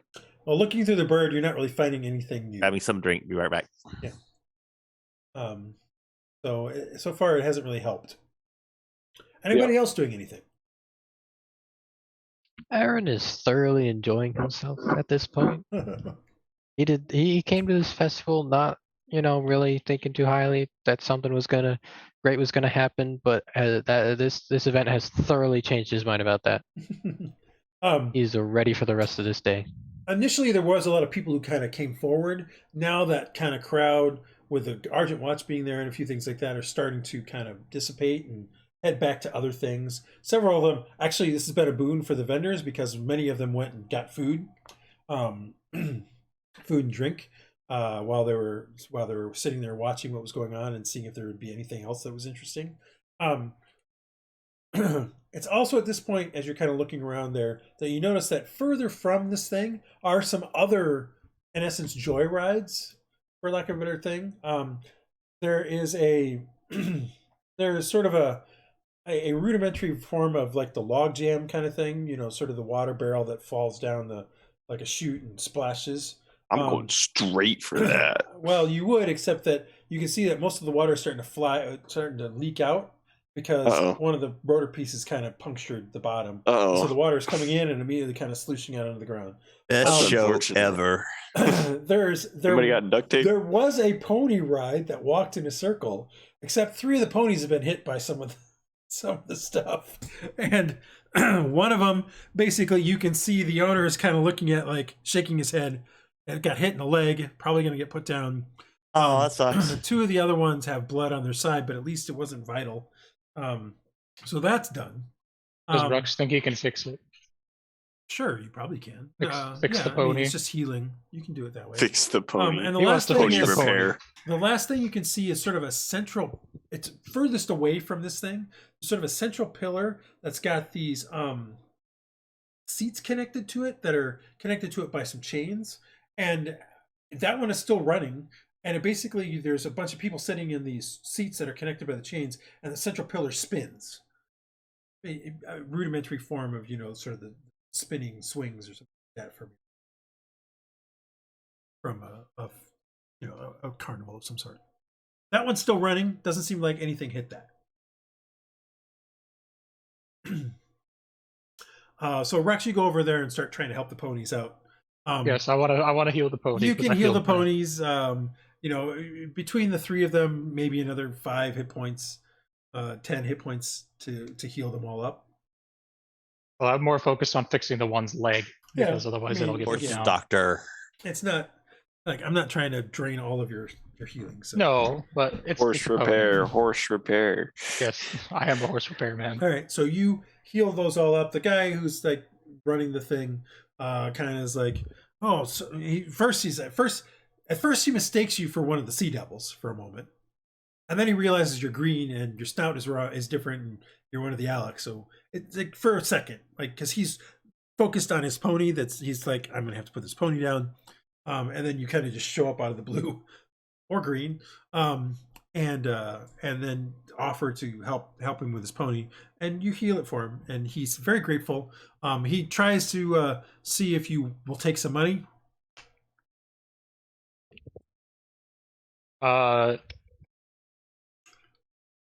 The sea provides for all. And he's like, Oh, Thank no, you. no, no, no. and he's like, Oh, okay.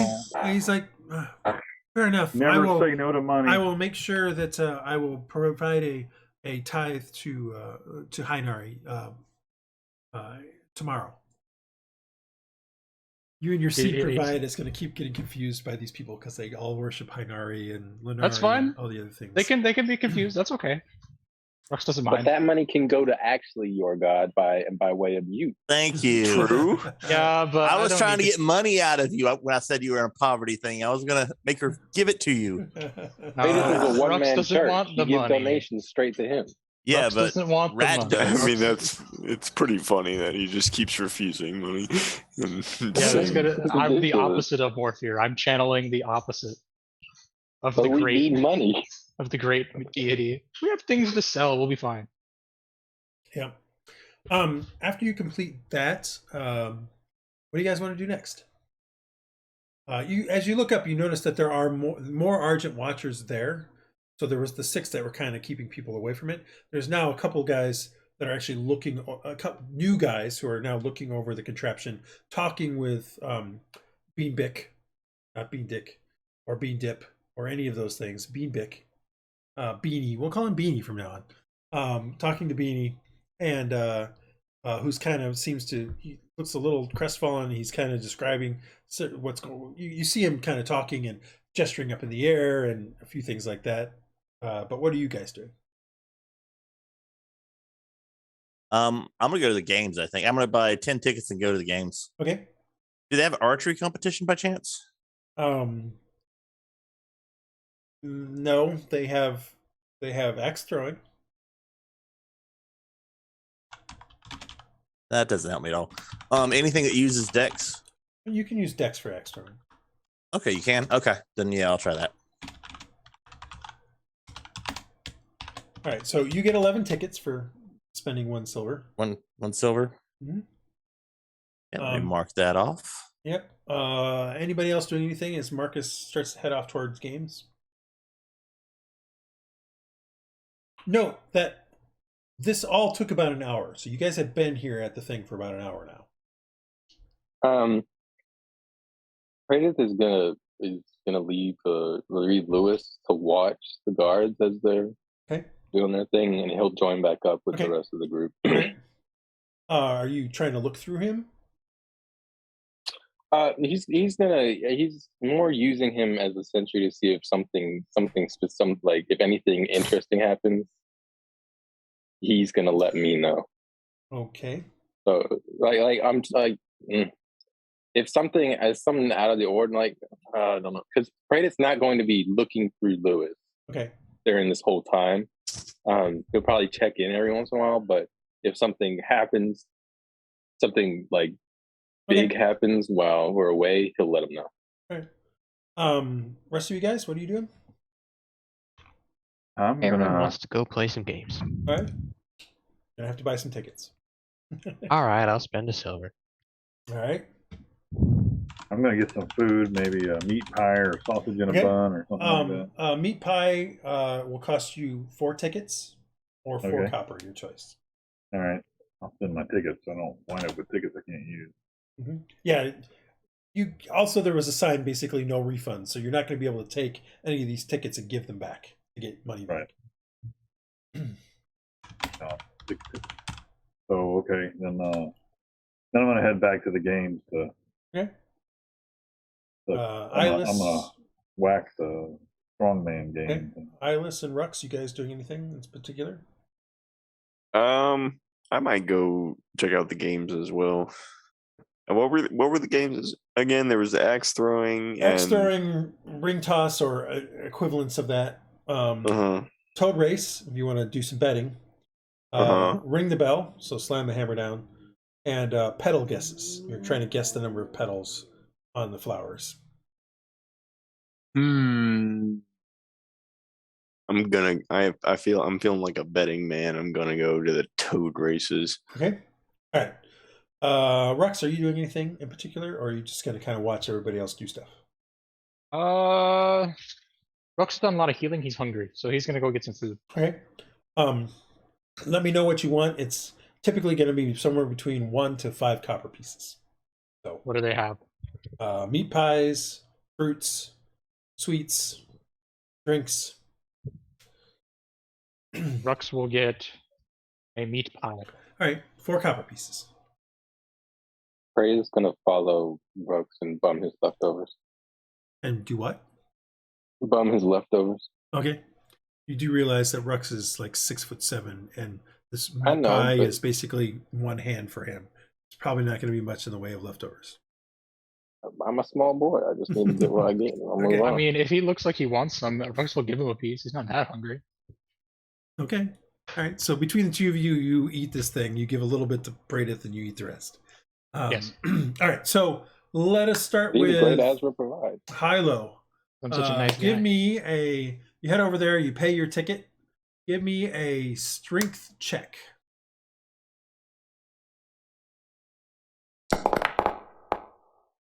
You slam that thing down as hard as you can, and it gets up and stops maybe about 8 inches from the bell, and then slams back down. Aw. That was 1 ticket. Yeah, I'll give him another ticket. All right. Give me another strength check.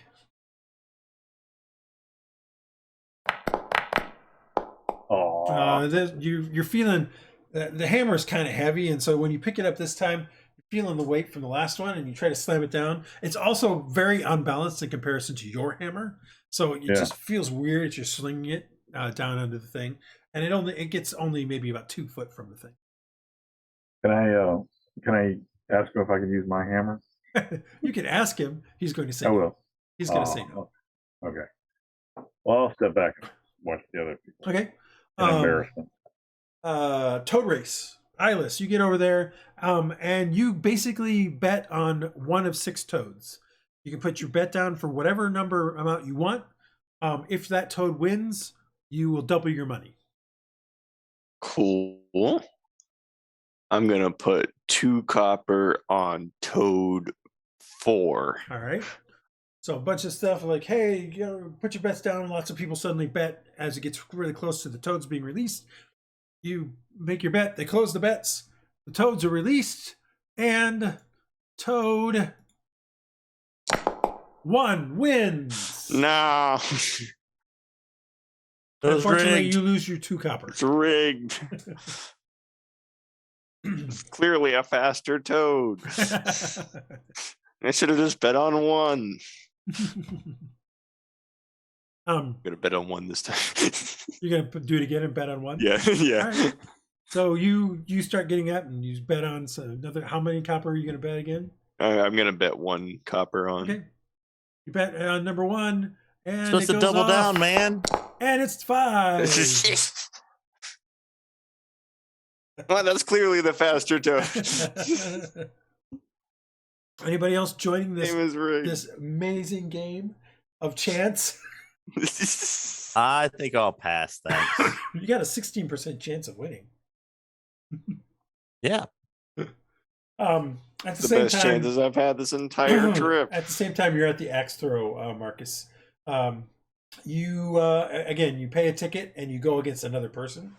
So Turns out it's that same guy Hylough was doing. What's going on? It's like, aha!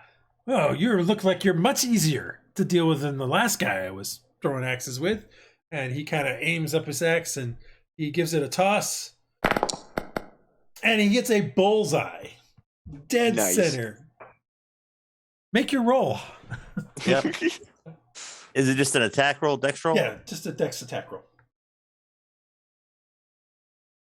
Actually, do I get proficiency with that? Are you hand axes? Are Yeah, simple, I've so got. yes. Yeah, I do actually. Yep. So yes. Let's see if I can. This is close enough. You attacked it.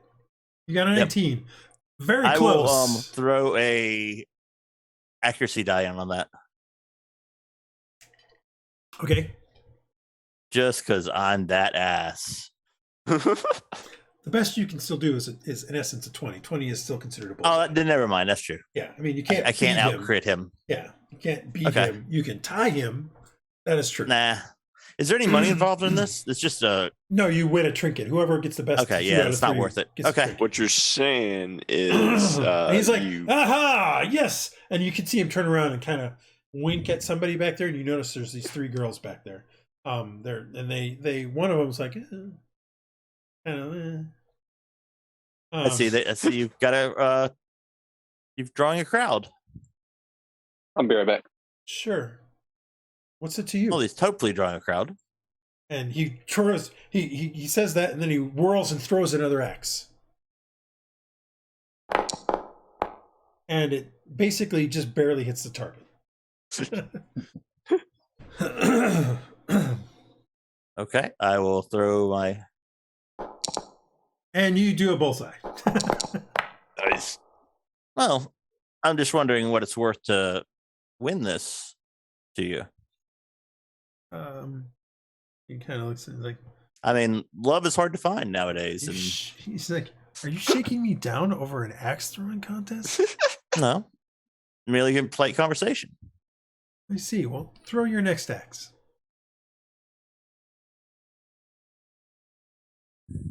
Oh, It's a tie okay, game, so he's basically saying, "Go for it. yeah.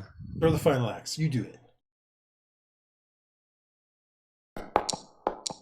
Oh crap. You got it. Who did you hit? Who did you hit?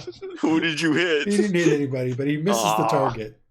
And you see the guy kind of like look at you, and he's like, smiles, and he throws his axe, and he hits the target, Yeah, and he wins that's a all I had to do. trinket. Lousy time for a 1. Yeah, it was a very lousy time for one. Oh, well struck. I gotta find out what trinket he gets. He gets. Certainly not a bauble. He gets a 75.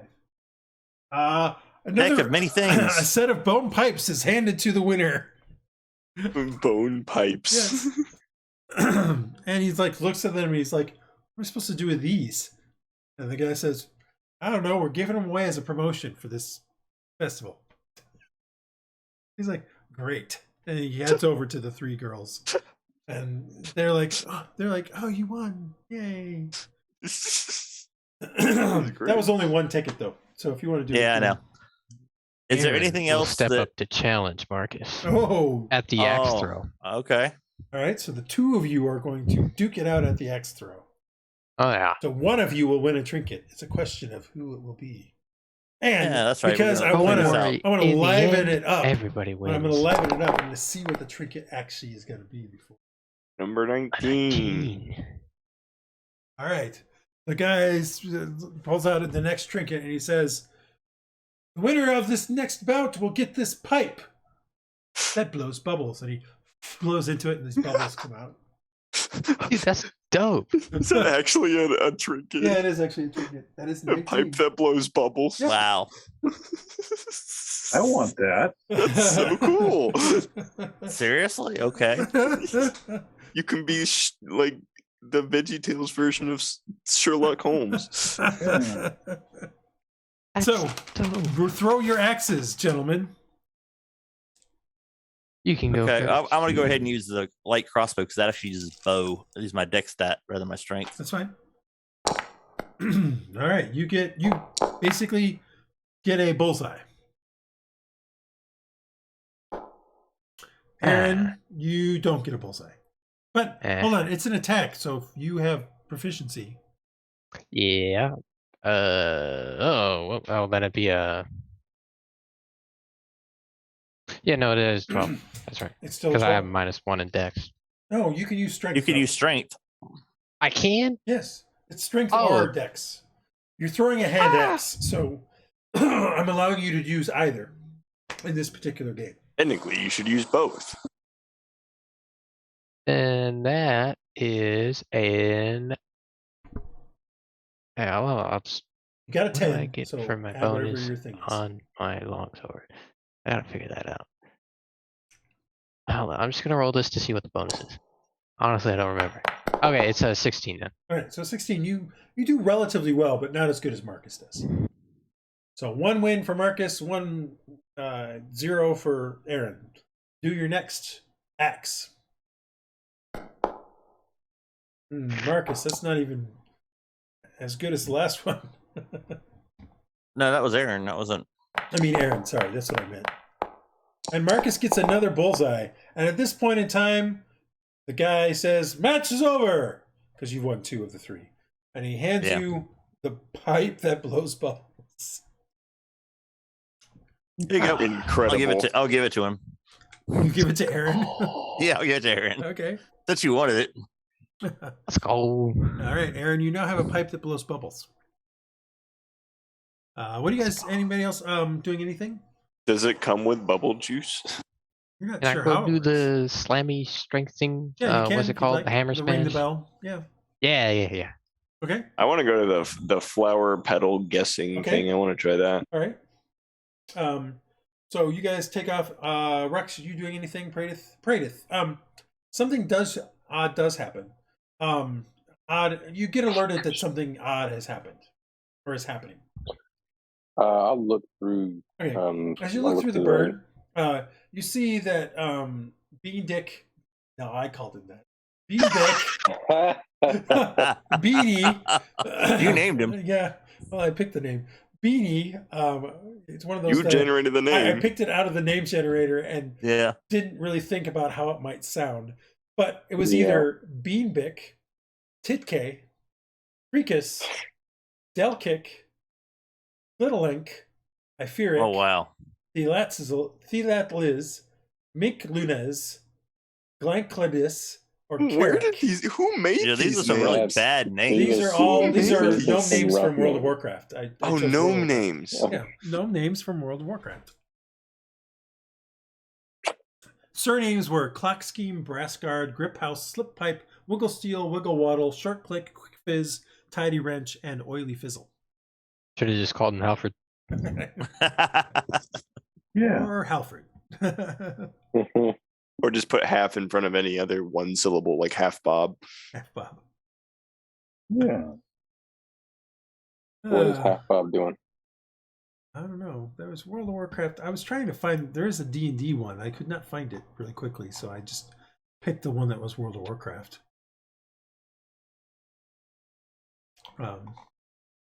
Anyway, that's what his name is now. Beanbick. Beanbick, you see, has basically has said a couple more words to. You see, Beanbick is kind of picking through some of this stuff while the Argent Watch. The 2 guys that were talking to him have started to head off.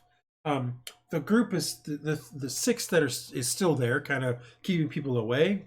And you notice that Beanbeck kind of gets into the cockpit, and near where the switch was, he opens up a compartment and he pulls out a sphere that's maybe again bigger than a golf ball but smaller than a baseball, and there is a slight, from this distance it's hard to see because he's not super far away, but he's not super close. As he pulls it out, it does look like there might be a slight glow to it before he sticks it into his pocket. Lewis will do a flyby closer, so if you can get a closer look at Beanbick. All right. By the time he gets there, the thing is in his pocket. That's what you're trying to do. Okay. Is there anything else odd about him? Anything else odd about like he acting? There's weird nothing or really something? odd about it. It's just he just like, hey, something's happened because he's getting into the cockpit. That's what. It's not like there's anything odd. He just got into the cockpit and opened up a compartment and pulled out this thing. The Raven's gonna watch Oh. Beanbig. I would say that the little rotor on the top was still spinning. As soon as he pulls that out, it stops. Okay. Yeah, I'm gonna have the Raven for the time being just kind of keep an eye on Beanbag. I want to see what he does with it Okay. and with the contraption. All right. We'll get back to that. Aaron, give me a DC. Give me a strength check. I almost told you what the DC was, which would not have been the right thing to do.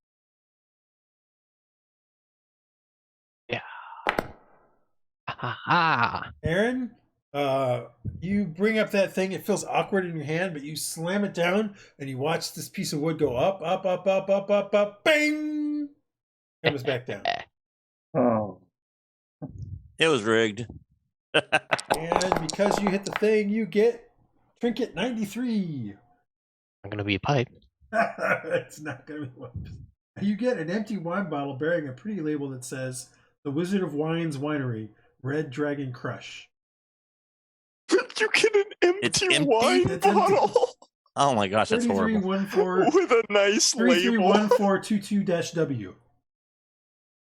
It has a nice label. Didn't even get a sample. Nope. Nope. You can open gonna- it and maybe sniff Honestly, it. I'm going to re-roll that. Might have one. been That one washed doesn't out. Make sense for a game of chance. Yeah, I mean, Get the pipe. Don't like that one either. That's Dang. yeah. Ooh, I thought that was 8. 800. You get a small idol depicting a nightmarish creature. What? Nice. It's kind of just this disgusting looking creature. Rad. It's very small. It's like a miniature, like a figurine. Bro, they captured Praedyth very well. Iylis, you kind of look down this stall, and about 20 feet down maybe about 15 feet down the stall, there is a vase with flowers in it. And the whole thing is you get 3 guesses at how many petals are on the flowers. Give me an intelligence check. I was wondering if you were gonna like give me a picture or not. No. And like flash it on the screen for a second. Yeah, that would have been interesting, though. Pardon me. Intelligence check. I'm so smart. All right. You give me what your guess is. A 7. Give me a real guess. There's like 12 flowers in there. There's not 7 petals. Oh, I thought it was just one flower. Okay. No. It's a vase full of flowers. There's like 12. A vase full of So flowers. give me a guess that Gotcha. makes somewhat sense. Okay. Let's go for 42. And a guy kind of looks at you, looks at the flowers, he looks at you again. He's like, "You've been here for like 30 seconds. All right, here you go." And he hands you a trinket. It's trinket number 42. He hands you a tiny silver bell. Unfortunately, the clapper is broken, so it doesn't actually ring. A tiny little bell. but this is a nice clappers- fair. These are awful. You spent a copper for a ticket. I mean, really, That's let's true. be honest. Can I guess again? No, you know what the answer is. He's like, no, one Wait, time. no, I was right. Yeah, he's gonna go back and tell You everybody. were right. That's why I gave you a trinket. I didn't know if I was close or something, or if that had anything to do with it. No, Cool. as long as you're right. That's pretty funny. Anybody doing anything else, or have we lost our flair with the fair? I think I am. Yeah, I think we might have No, been my Are there any trinkets. shows or anything? Yeah, that are- the main tent has stuff That's going true. on in it. Ooh, that'd be cool. I'll go watch the show. And if any of the group has an extra ticket, Rhux wants to hit the wood thing. Yeah, there's still. I'll give you an plenty of extra tickets. ticket There's here. still plenty of tickets. Yeah, Rhux is gonna walk up and hit the wood thing because he Alright. wants to try to hit the bell. Give He me thinks a the bell is strength fun. check.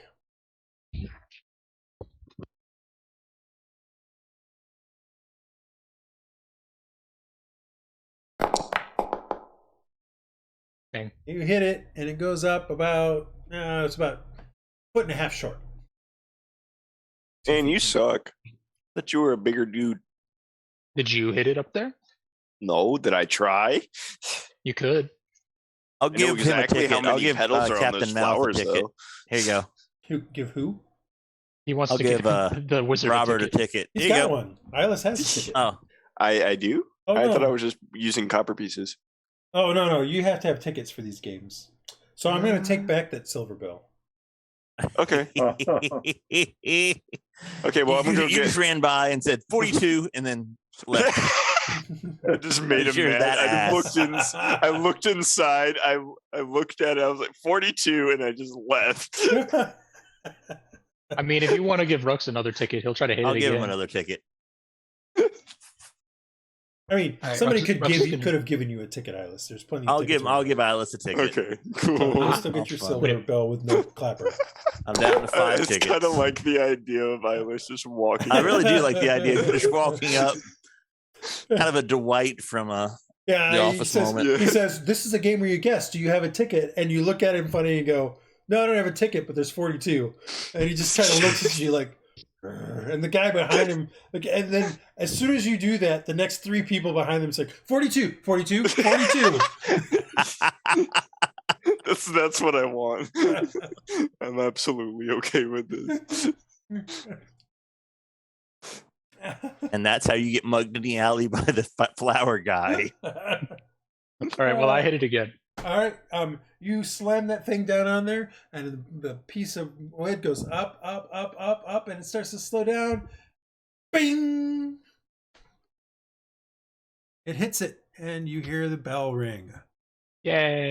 and you get Trinket 25, which is a tiny silver icon of a raven. Ooh, That's sick. that sounds ominous, but also cool. An Sounds better icon. than the scary statue. Way better than the profile scary pic. statue. Rhux is Marcus, happy with this. you head He towards likes it.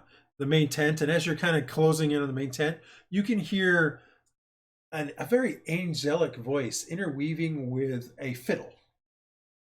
And you're able to kind of push yourself enough inside to be able to see in, and you see this dwarven man playing a fiddle, kind of dancing a little bit of a jig, while a dwarven woman is singing this most beautiful song, and her voice is that of an angel. She's just amazing. And they look. Oh, wow. They don't look like your typical bard troupe or anything like that. These people look a little more rustic. But it's a song you do know. You've heard it before, so it's not an unusual song. Relatively common, but she just has a really good singing voice. And most of the people in here are quiet. They're enraptured by her song. She doesn't seem to be dancing. She's literally just eyes closed singing the song, and the fiddler is kind of fiddling around her, and that sort of stuff. As time goes on, they finish that song and move into another one, and it gets through about 3 or 4 songs before they end their set. And the fiddler has done many things. Like sometimes he's fiddling, sometimes he's strumming like a lute. But he never sings. It's just her singing. And there's one a cappella one where all he does is basically taps in essence a tambourine to what she's singing. It's a very nice set. They're very well done. You don't have to pay anything for it. A few people do throw some tips at them, that sort of stuff. Like rap. No, they throw the tips in front of them. They don't. They just leave. A kid comes through and picks up all the tips and then goes into the back. I'll throw a silver in there. Okay. Recognize it. So that act ends after about 10 minutes or so. 15 minutes. It's a few songs, and then there's a little bit of a way to attack them with a light crossbow. Sorry. It's all good. Why did it do that? I changed know. my stat sheet. Okay. There's a little bit of time. Some people kind of move out from the sort of the beginning, the earlier near the main ring. Some other people kind of move in, and there's a bit of a change of the people as they seem to be waiting for the next act. Did you want to try to get closer? Anybody else trying to join him on watching any of these of the show? Yeah, I was gonna head with him. Okay. And I do want to get closer. Okay. So you move a little bit closer. The next thing that shows up are after about a 5-minute wait, a bunch of halflings all tumble into the main area of the ring. So it's not really a ring; it's more like a half ring because they're coming in from the back side of this thing, so that there's a way for them to get in and out, as opposed to a typical ring circus. They kind of tumble in, and then they start doing these death-defying stunts. They flip each other up in the air and catch each other. There's one halfling who seems to be super, super strong, and they all kind of get on his shoulders, and the 5 of them kind of do sort of a strange kind of tumbling thing up on top where they're all hanging onto each other.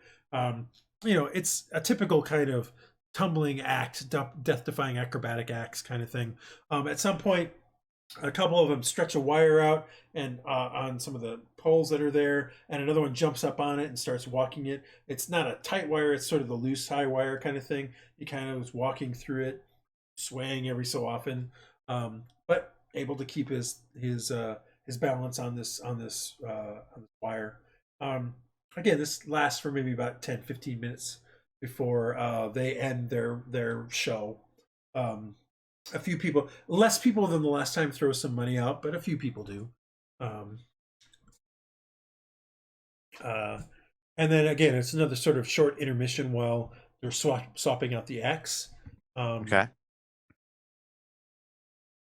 Can I get alcohol while this is going? Can I get drinks while this is going on? You have to go to the vendors. They don't. There's not somebody kind of coming through. There's not somebody in there. Okay. No. I'll wait until the next show then. Okay. I guess I should have done this before the juggler or before the acrobats. As you are moving closer forward, you did hear somebody. Basically, you overheard somebody say, "Wow, that woman is pretty darn good. Actually, her voice is better than the bard who played earlier in the day." You heard something of that nature. Who is this bard that I keep hearing about? He knows. He asks. Excuse me, sir. Yes. Where's this bard? The one I've heard much about her. There was but a you say bard she's earlier today. She went by the name of Glinda. Glinda. Have I ever heard of a Glinda? It does sound familiar to you. You remember that there were times when your mother would go to some of the not the Blue Turn, but some other places, and use that as an alias. Interesting. Was my mother a particularly good bard, or is she average? You found her to be good. That's true because I'm her son. You remember biased. You remember it as a small child, so as far as you're concerned, yes, she was a great bard. Okay, interesting. The guy says, if you're interested, I think she will be playing again tomorrow night, or tomorrow evening. Yeah, perhaps I'll come back for it. Thank you. She was quite good, but well, the dwarven lady was. I mean, but not quite the same excellence of voice as the dwarven woman, but at a higher range. Dwarven woman was really more of like an alto, tenor alto. Yeah. You get a little bit closer, and then out comes a half-orc woman, and she stands in front of everybody and says, "Prepare to be amazed!" And she pulls out a whip, and she snaps it, and out comes a tiger, and it stalks out from behind, and stalks him, and she kind of turns around, and they sort of circle each other warily. And then she snaps at it with a whip again. And the tiger growls.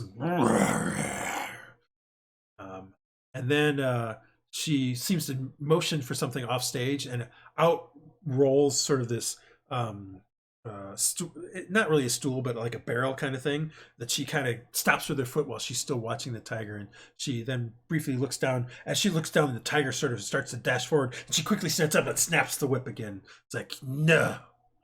You shall not move until I say. Half-orc woman, deep voice. She flips up the thing and sets, and so it gets into a sitting position, and then she comes around and she snaps the whip again, and she says, "Simba, to the stool," and the tiger, and then kind of slowly pads over and jumps onto the thing, and can barely sit on this thing. It's not very big in comparison to what the tiger is. And then she says, "Simba, stay," and then she motions again, and in comes a bear, rather large bear actually, brown bear, but still pretty decent sized. And as it passes by the tiger, it snarls at it, and the tiger snarls back as well. And she says, "Baloo." I don't have names for these things. I'm just making them up. "Baloo, be quiet. Leave Simba to his calm meditation." And the tiger just sort of sits there, kind of closes its eyes, and starts to purr. You can hear it. While Baloo kind of just starts to go circling around the tiger and walks around the tiger slowly and slowly. And just because I want to move this forward a little bit and I don't want to be doing this the whole night. Eventually upward, about 4 different dangerous animals come out and perform tricks over the course of the next 20 minutes. And this half-orc woman basically is an animal trainer of some sort. And they do a bunch of things. Like she gets them all kind of the tiger kind of standing on the back of the bear. There's also a wolf.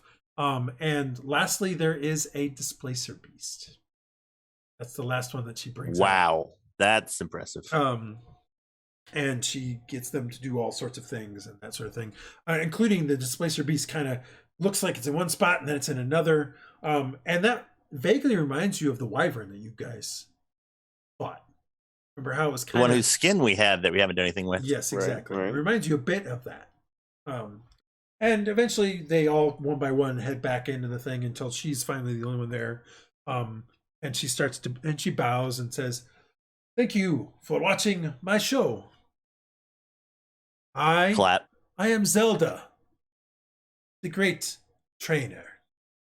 If you need any of your animals to be trained so that they are better behaved, please see me at my zoo on the outside of the city." I've heard legends of her. No, Dang it! You haven't heard anything. And then she runs off stage. Is the Lots zoo of called The clapping, Legend of okay. Zelda? It is not called The Legend of Zelda. Dang. A zoo called Hyrule. A lot of people, Hyrule. A lot of people threw out some money on that one. Do they use link fences? Oh, Shush you. we're gonna get sued if we keep this up. So. Yeah. At that point, after a few moments, a tiefling and 2 humans come out kind of juggling things. Knives.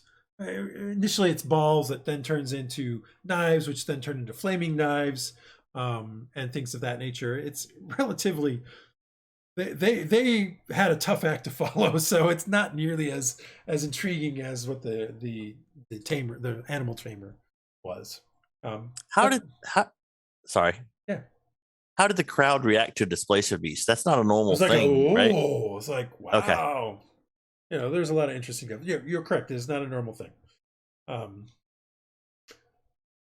But everybody was like very wild about it. It was like, whoa, ah. One scream, ah, Yeah, that's what I was wondering if there was a. Like she did a bunch of stuff, like put her head in the mouth of the tiger at some point, all that sorts of stuff. Like, it was entertaining. From your standpoint, you probably felt that the dwarves were much more entertaining because that's more your shtick. But this was entertaining. Definitely. Don't get me wrong. You felt it was interesting. Yeah. After the jugglers, a person comes out and says, "That is all for our show this evening. Join us again tomorrow afternoon for another set. Thank you. Good night." And he heads back in, and people start to, leave the tent. Note, you did not have to pay anything for the shows. Right. As an FYI. And the festival is still another 2 nights. So the tickets you still have are potentially still usable tomorrow. Well, I am going to pick up. But the games are still open. I'm just letting you know. Yeah. Well, I was gonna pick up an ale and some food, and Okay. then you see if everyone's ready to go. And You can get an ale for like 3 copper, and depending on what kind of food you want, that's anywhere again from like 2 to 5 copper. do the tickets But you work, can or the use tickets tickets. only work on a You can game? use tickets as well. Okay. So yeah, I'll just use the remainder of my tickets. All right, you get. A I have decent 5 amount of- tickets left, so yeah, you get some food and a drink. okay. Anybody else doing anything? I don't think so. All right. I'm probably Are gonna there- be. Is the how late does the festival actually go? Inquiring around as you're kind of walking through, you find out that at least the games will probably be open for another hour or so. The main show is Mhm. done. The food tents will probably be open for another hour as well, and then they kind of start closing down and get prepared for the next day. Like a lot of the food places, they like make the food the day of, so they're like close. They're selling it all now, and then they spend the morning making food so that by afternoon they can start doing the stuff. Do they do fireworks after the? You do not see any everything in? fireworks, no. Oh man. But you do know that like taverns and stuff are still open doing festival kind of deals and things like that.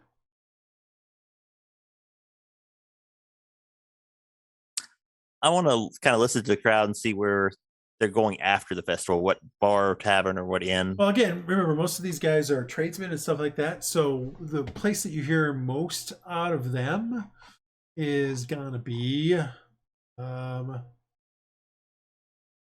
it.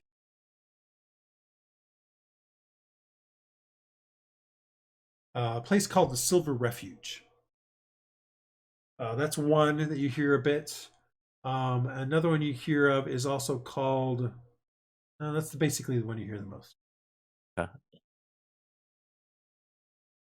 Isn't that one of the ones that what's her name told us that we'd probably be able to sell stuff at the best? Yes. Yeah, that's what I was thinking. Okay. So yeah, I'm ready to go after that. I'm kind of just Okay. Guys, Praedyth, your bird watches Bean Bick. Said it right this time. And he basically, after pulling that out and putting it in his pocket, he starts looking over the contraption. And you notice at a certain point the bird has let you know again, and you notice that he pulls off some flaps from the side, and some stuff like that, and starts trying to break it down as much as he can, and puts those in a big crate. And then there's parts of it he just like, it looks like the thing is intended to come apart, but because of the mangledness of it, some of the stuff, he's unable to pull parts of it apart. And so he kind of just stops and sits down on the edge of one of the thing and just kind of stares at it for a bit, like he's lost in thought. Okay. I guess I'll let him be because are we leaving right now? Yeah, this is about the time you guys that we're thinking about leaving. Yeah, then I'll let him. All right, so you I'll guys keep the raven on him until we walk out of range. But when we Okay. walk out of range, we're done. you guys head out. Where you headed back to the ship, or you headed yes, to I am. I tavern? think it's a good time to go ship. Okay.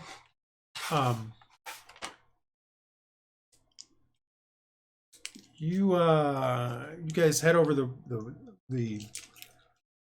head over the bridge and to the docks, and eventually make it to your ship. When you get there, you can see that Dresd'a and True are kind of leaning up against. They're on the back castle near where the wheel is, and we're kind of sitting watching Rat continue to swab the deck. You don't know where the other girl is, whose name is just totally escaping me right now. But and they kind of wave as you come in. Anything you guys doing in general after that? Yeah, I mean, I wave at him and go up and talk to True Yeah. and tell them how it True's was, like, and there was an Yeah, amazing. how's thing going? We heard some strange crash. I don't know, maybe about an hour after you guys left. Oh, maybe half an hour. Yeah, there was a There's a lot What of can we noise. say? Trouble follows us something everywhere. copter. It That was is called the good. helical. The helical. Sorry, the helical that Yeah, they it need- flew up and down, and I was in it when it came down very, very quickly. Really, you so it don't look like any worse for the wearer, Truce, is what Truce says. And she kind Well- of starts looking you over a little bit more. I took, scratch or two. The pilot and another woman were pretty beat up, but Rhux helped them out. So maybe we can talk to she was a baker, so maybe we can go visit and make sure she's okay, and maybe get some extra supplies at a discount rate. Okay. But no, other than that, there was an amazing dwarven couple who sang that were just insane, and yeah, it's a good show. You ought to go tomorrow night. You can go and or the next night. Fair enough. Sounds interesting. Dresd'a and I here have been talking about the fact that you guys still need a crew. Yes, we do. I may take a little bit of time tomorrow and go see if I can peruse some of the dockside taverns and see if there's maybe anybody that might be available. Please do. And we got a name on that earlier. What was the guy's name that we got when we first came into town? I don't 100% remember. Wasn't the quartermaster? Well, I remember that guy. That's what I'm. Yeah, you mentioned that. So I'll So- make a note, mention that. Okay, I'll see if I can find him and see if he can direct us to anybody. Otherwise, I'll probably let Rat and I think her name might have been Lily, but I'm not 100% sure of that. No, it was. No, Mafanwy. Lily was. It was Mafanwy Okay, yeah. or something like that. I'll probably let them. I'll put Mafanwy in charge because Rat can't be trusted. But if that's okay. Of As I hear course. from Dresd'a, you guys potentially still have some more searching for the eggs. Yeah, Barat. No, Barach. No, that was the note. He knows people for sailing, owns a nest. Barak. Oh yeah, the guy at the nest. Yeah. She's That's like, in my oh, notes yeah, anyway. I've been there. Yeah, Briac Trop. Yeah. She's like, I've been to the nest. Actually, Rat's been to the nest, hasn't he? Yes. It's a good place. Seems to be a good place. It's near the Iron Curtain, which is where those guys got in trouble. Yeah. We're still trying to raise the money. I'm going to try to today or the next. I mean, tomorrow or the next day. I'm going to try to sell the wine and supplies to one of the taverns. Fair enough. Got a decent lead, I think. All right. Well, that hopefully will get us. I mean, you guys are the one paying the bills, so hopefully that'll get you enough money to be able to pay for some of this stuff. Yeah. All right. And- well, I'm out. All I'll right, catch you guys in the morning. I'll do. And, And I'll head down to the cabin or Yep. my hammock. Remember, it's your guys' ship. There's a few places you can sleep, but Okay, well, whatever. there's a I'm- captain's could- quarters. we There could is. sleep in the actual captain's quarters. Mhm. Like imagine that, or in the spot where all the other people are sleeping. Well, where was the quartermaster The other 5 sleeping? people. Is there a section for Oh, quartermaster? he had a spot. That was the other ship. Well, no, that was the other ship. You're right. Let me find. Let me bring up the map. I just have to find. I mean, it's the smallest ship, so it's not a big deal if I do sleep in hammock or wherever.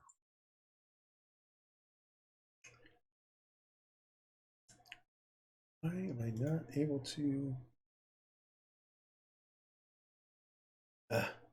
Pissing me off. Thumbnail.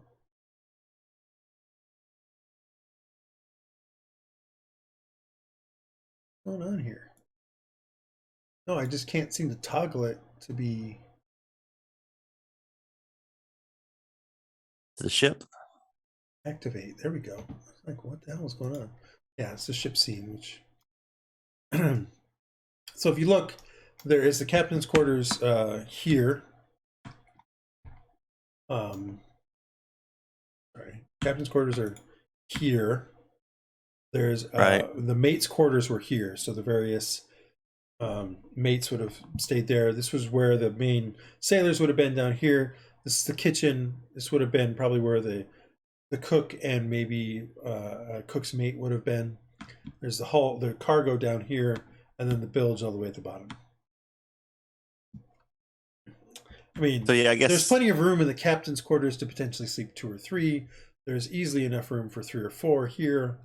And then, you got room for like a good dozen down here. If not more, maybe 15. I'm sleeping over here.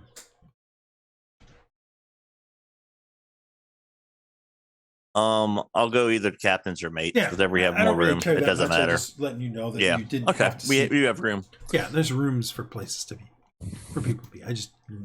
That's all. Okay. All right. So you guys setting up any watches for the evening? Yes. All right. What do you want me to take first watch? I can stay up and I'll take the first watch. How's that? I can do first I'm watch as up. well. All right. So you guys spend several hours, or the next hour, few hours, watching over what's going on. You hear some of the revelry for the festival in the taverns that are kind of nearby here on the docks. And as you close in on midnight, people are still frequenting the taverns pretty well. There's still quite a bit of going on. But nothing else seems to happen. No one approaches a ship or anything like that. You do see the Argent Watch go by every so often, but that's about it. Second watch. We'll say on it's second watch. Dresd'a. The bird doesn't sleep, so it can be on all watches, Okay. and it can wake me up as a bonus action. Okay. So I'm just saying, he can technically be on all watches if he needs. Okay. So morning comes. So we do get a long rest. Yep. Oh yeah, nothing's gonna happen on this night. Yep, you get a long rest. Morning comes, and as you guys rouse and kind of munch on a little bit of the provisions that Aaron had bought for you guys, you hear from the dockside. You guys hear a "Ahoy, Widowmaker!" The voice sounds familiar to you. Coming up on deck, you see Sev Yeah, Kuhn. I'll come up. You see Sev Kuhn at the at the spot where your gangplank would be. You pulled it up during the night because you don't want anybody just coming onto the ship. And he says, "May I come aboard?" Sev is yes, Captain. the watch commander. Yeah. I looked it up. I had to make sure. Yeah, of course. Come aboard, Cap. You lower the gangplank, Commander. and he comes up and says, so this is your ship, the Widowmaker. It's not It a ever bad so ship. humble. Not a bad ship. Solari merchant vessel. Yes. Yeah, whatever. Fair enough. Been thinking about Martin and this human trafficking thing you guys were talking about. Yes. Come to the captain's chambers. We'll be able to we won't have to talk on deck. Fair enough. And you lead him into there. He says, Yeah, and I'll let everyone know that he's here if they want to come and listen. Oh, I'm going. I'm going. Okay, I'm just Yeah. saying. Praedyth's room. So. it's Praedyth's room. But he only needs a little corner over there. Yeah, very little. Yeah, he corner. sleeps on the rug over here. You guys come in and there's a table there. You sit down next to it, and he says, "I think you guys should head out there. If you weren't planning on going out today, I think you should." The more I think about it, the more I think that maybe there is something of note out there that we need to probably need to Investigate. I agree. He pulls out a map and he puts it on the table and he says, "We're here," and he's showing you Maribel, but this is a map of the region. It's not the city. The city is just a dot on it. It's basically a map of. Well, it's basically this map. Oh, okay. If it loads, there we go.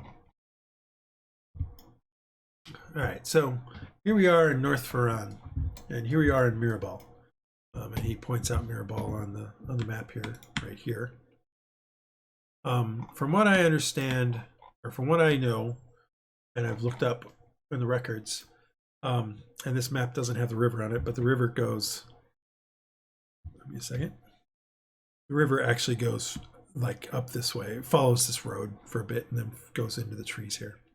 So I forgot that this map was missing the river. But he points to kind of right around here. He says, I believe this is the plantation for Martin Sclair. You can either take the road up, but at some point you'll have to cross over the river, or you can try to see if you can find some river barge or something to take you upriver. It might be faster to just take the road and then cross, but the sooner we can get there, the sooner we can figure out if there's more evidence there that can be used to, get this guy. And it's probably where he might have went after he fled from you guys. When you say the sooner we can get there, is that the royal we, or is that? I'm not going with you. I don't have jurisdiction, but right. You guys can certainly go. No. You don't have jurisdiction either, but well, we just take concerned citizens and all that. You understand? Yeah, definitely. Note that each of these hexes is basically a mile. So this is basically 1, 2, 3, 4, 5. It's about 6 miles to get up there. It's not super far away. Are there horses or some type of transportation we can get from the city, or because we may have to come back quickly? But I don't have anything like that. Okay. Can we rent from somewhere? Do you know a merchant who would be willing to give us a discount? You could probably buy some horses. Renting is not necessarily a real thing this time. You're not going to go to the nearest Avis and rent a horse. Try harder. Well, we could rent a couple horses and a wagon, or I mean, we could buy a couple horses and a wagon, or we could just is there we could figure out something. But do you know of anyone who owes you a favor who might be willing to give us because on a ship we'll have to sell them back eventually. I mean, I can't see us keeping horses on our vessel. Any one of you give me an insight check. Just one of you. Or an intelligence check. Intelligence check. Go ahead, somebody else. I'm pretty smart. All righty. Go right ahead. Wait, who rolled that? Aaron did. Aaron said nothing and rolled. Well, but can we give him advantage on that since we're only one already rolled? Nope. Too Aaron. bad. Aaron, you vaguely remember there being horses at the villa that you guys were at yesterday, and only one of them got away. Go borrow his own horses. We can confiscate them. Well, you They might may have to not talk like to those me. guys, but The watch that's there. yeah. We're unofficial. Can we have the badge back for just a little bit? Well, you never gave it to him yet. So. Oh, okay. Well, that's good. So we have it. We can get transportation. So I agree. Sooner better than later. Yeah. And we now know where it is. Yeah. Anything else you can help us with, or no? Just as soon. Yeah. Is it just a feeling you have? No, I'm just hoping there's more eggs there, or we can, or maybe. Let's be honest. I'm hoping there's some evidence that Moravan's kid or something like that was caught up in this. Seems likely. I'm not sure it's the case, but it's the only lead we got, and yeah. And it'd be better for you. Yeah. Better for everyone for him to be brought back. I understand. Mm-hmm. I'll go take a shower and get rest. You'll go take a shower? What? push him in. The water's your shower. There's your More shower. of a bath. It's more of a crap bath because that's pretty much where all the sewers lead out onto. So Yeah. I don't think it'd be better off doing that. yeah. Well, I appreciate this. When you get back, let me know. Of course. I If we have get back. I have already kind of put in some reports for some of this stuff, and there is some. I heard some stuff from my direct superior that this has all been good work, and I did let them know that I was using contractors. I was using some extra people, so we'll see where that goes from. So I'm not forgetting you guys in any of this. I have faith in you. I know you're not sleeping on it, or sleeping at all for that matter. No, I got a little more sleep last night, but yeah. So the sooner you can get to this, better. Hopefully, we can find some more eggs there too. Yeah, that's our best lead. So, all right, well, he's like, thanks again, and he takes off or he leaves and heads down the gangplank, and as he heads down, he returns and says, "Oh yeah, one more thing. The captain of the where the hell is the name of the ship? the archaeologist, not the archaeologist, the scavenger guy. No. Give me a second. Captain of the Kestrel. They asked about you yesterday. I told them you were helping out on some of the investigation stuff, but I don't know the meaning of why he asked about you guys and your ship. Was the Kestrel the military Kestrel vessel? was the McGrail naval ship that has quite a bit of damage on it. That may be attention we don't want. It's definitely Anyway, attention I don't want, but just letting you know that they had certainly asked about you. Thank you. And then he heads off down the dock. Yeah, I don't say that out loud. No, I that's figured you attention didn't. Yeah. Excuse me. So what are you guys doing next? As Pete says, let me know what you're doing next, and then we're gonna stop for the night because my voice is starting to go. Okay. I'm not sure. Well, I mean, I think we should go. I think we should go and He get has the asked horse. you to do something that doesn't mean that you do it. Yeah, but I mean, going to get the horses would be kind of fun. yeah, But we he should did go talk to indicate our some level of contact, get the horses.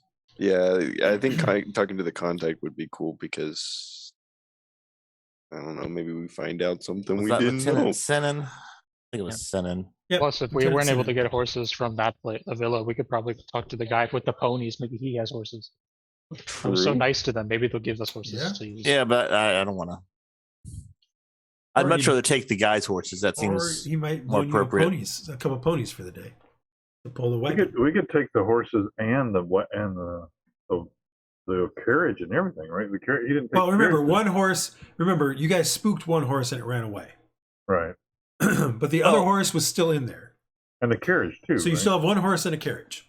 But the carriage isn't going to be subtle. I mean, it's not like it's obviously his carriage, so we'd let him know. Anybody spies or any people would know who it is, rather than just a bunch of people on horseback. But if they think it's him, they may Yeah, not that's bother valid. us. Unless he's Right, there. so you guys, But we'll come up with a plan. you guys, no, I'm willing to keep trying to go for a bit. To do the Okay. horse stuff. So you guys head out and head down the streets and head towards the villa. I would like to pick up a longbow at some point, but that doesn't have to be now. So I'll remind you of two things. Remember, this morning at 9, you were going to try to meet with the jeweler. Mhm. Yes, we do that to We did first. sell have an some of those appointment with jewels. Right. And then you don't know when you left the villa, the Argent Watch was still there. You don't know if they're still there now. Lieutenant Sinan might have left, but he might have left people there for it. You're not sure what the state of it is because technically it's under, Their jurisdiction. well, Their they may have confiscated it, for lack of a better term. given the fact that they have evidence that this guy was doing bad stuff. Can we ask the captain where their watch house is? Or do we know where Lieutenant Sennon's watch house is? You don't necessarily know where it is, but it didn't take them too long to go to it and come back when they were. Okay, so we know the area. We could ask somebody. It's not too far. It's the villas. The villas aren't too. It probably wouldn't be that hard to find. But you could also just go to the villa and see if there's anybody there. Yeah, that's true. All right, let's do the gem first. All right, so we will fast forward to the gem person. You guys head over to where you were mentioned where the gems were going to be, where the gem lady was. And at this point in time, you guys walk up to the gem shop, and you do see that it is open. Heading inside, there is a woman. She's wearing a set of spectacles, but one side has this kind of glass that's kind of flipped up so she can see out of it normally, but it looks like it's got a series of lenses on it. And she looks up as you guys come in, and she says, you must be the clients that the bank was asking me to wait for this morning. Am I correct? That's us. You are. And thank you for waiting. Sorry, I have a slight cold. It's the weather, the sea wind and all that. Sea breeze. She says, my name is still being generated. Because I forgot to generate it last time. Hopefully better than the claptrap. My name is Iylis. No. I have way too many I names. Because for some reason that always jumps into my eye. My name is Cornelia. And I run the shop here. Do you have any gems? They made it sound like you had some gems to sell, or at least to get appraised. Right. Yes, we have some to get appraised. Dump them on the counter there. Well, do we have? Are they all the same type? Refresh my memory. Are they all? No, there were various types, but there were things like quartz and jade, and it's just a wide variety of different things. Okay, yeah, so I guess pour them all out then. That's all right. You put them out. She puts out a little felt, and you start put them on there, and then you kind of just dump them on there, and she kind of looks a little funny at you guys, and then arranges them all neatly, and she looks them over, and she says, "Oh, these are decent quality gems. Nothing spectacular. Like spindles here are nice, and that's a pretty decent pearl." And then she kind of flips down the thing and starts looking at them more closely. And she's like, these are all similar quality, and they're various sizes. Like, you're looking at them, they're all various different sizes. Some are smaller than others, but she sort of implies they're all similar quality. And she's like, I need to make a roll for her.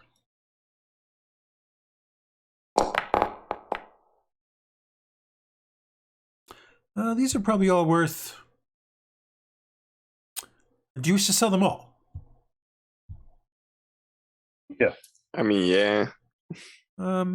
I would buy these for 750 gold marks. Pretty good. I can't remember how much we thought they were worth, if we even knew. I think if you could give us 850, I think that'd be we'd be able to walk out of here happy. She looks them over again. Well, this pearl has one slight blemish in it, which tarnishes it a bit. These two spindles if they were a matched pair, I'd agree with you, but they're not. Give me a persuasion roll, sir. Wait. I'm going to give him a bardic inspiration. Fine. On that. Hylough does seem to have a knack to know value of things. No. Son of a bitch. Well, the bardic inspiration might give it a little bit more. That wasn't a natural one; it was a 2. Can anybody give him assistance? Or I guess I didn't say that. That would have been good to give him advantage on that guy's. Yeah. Charisma. She says, Right, very good. she's Didn't like, know he had a -1 charisma. yeah. She says, You have a -1 charisma? it's just Why dumb the stat. hell are you talking? He's the face. He's the face of. Oh, okay. He's the face of Bo. She's like, yeah, I mean, You have a bardic on that if you want to roll it. yeah, you should still roll your bardic just to be What is it? D6. D6. If you get a 6, that would at least take it up to a 7. Oh, so you got it up to a 7. He's like,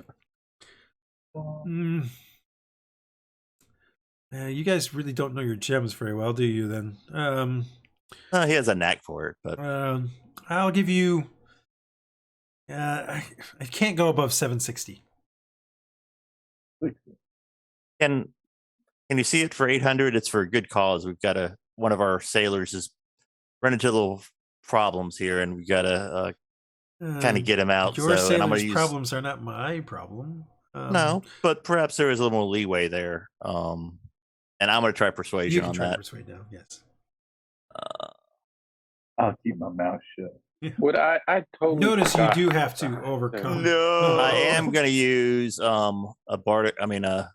command presence on that. Okay. Is it much too late to remember that I can change my spells? No, I haven't done anything with him yet. Okay, I would like to change one. I'm gonna look at what I want. Give me one second. Is that going to matter at this point for us? What, his spells or your commanding It- province? It could if I Okay, can I'll wait find the then. spell I want. Go ahead. I just gotta. I don't know if I'm using My charm that person. regardless. So can Yeah, warlocks. so add can your warlocks, superiority die. What yeah, I was can't that? remember if it's a D8 or. can warlocks do charm person? Oh, no. Don't think so, but I don't know. I don't know. I don't know that we really need it. I mean, Yeah, let's we not- might need something Technically, later. yes, they can. They have a first level. charm Well, person. I'm not doing it for right. Like if we don't have to, if you're still negotiating, I'm not saying we have to do it right this second, but it still Roll might come in roll your handy D8 later. or whatever it is. I was trying to remember what it was. I think it's a D8. There we go. Bumps it up to what? 15. Sure. Superiority dice. It starts with D8s. All right. She kind of looks at you for a second. And it's like,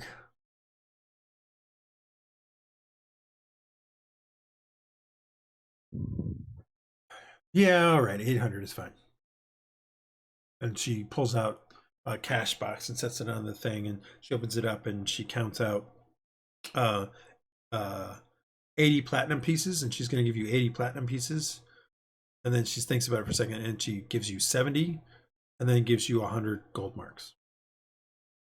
I'll be certain to have him come by to thank you as well,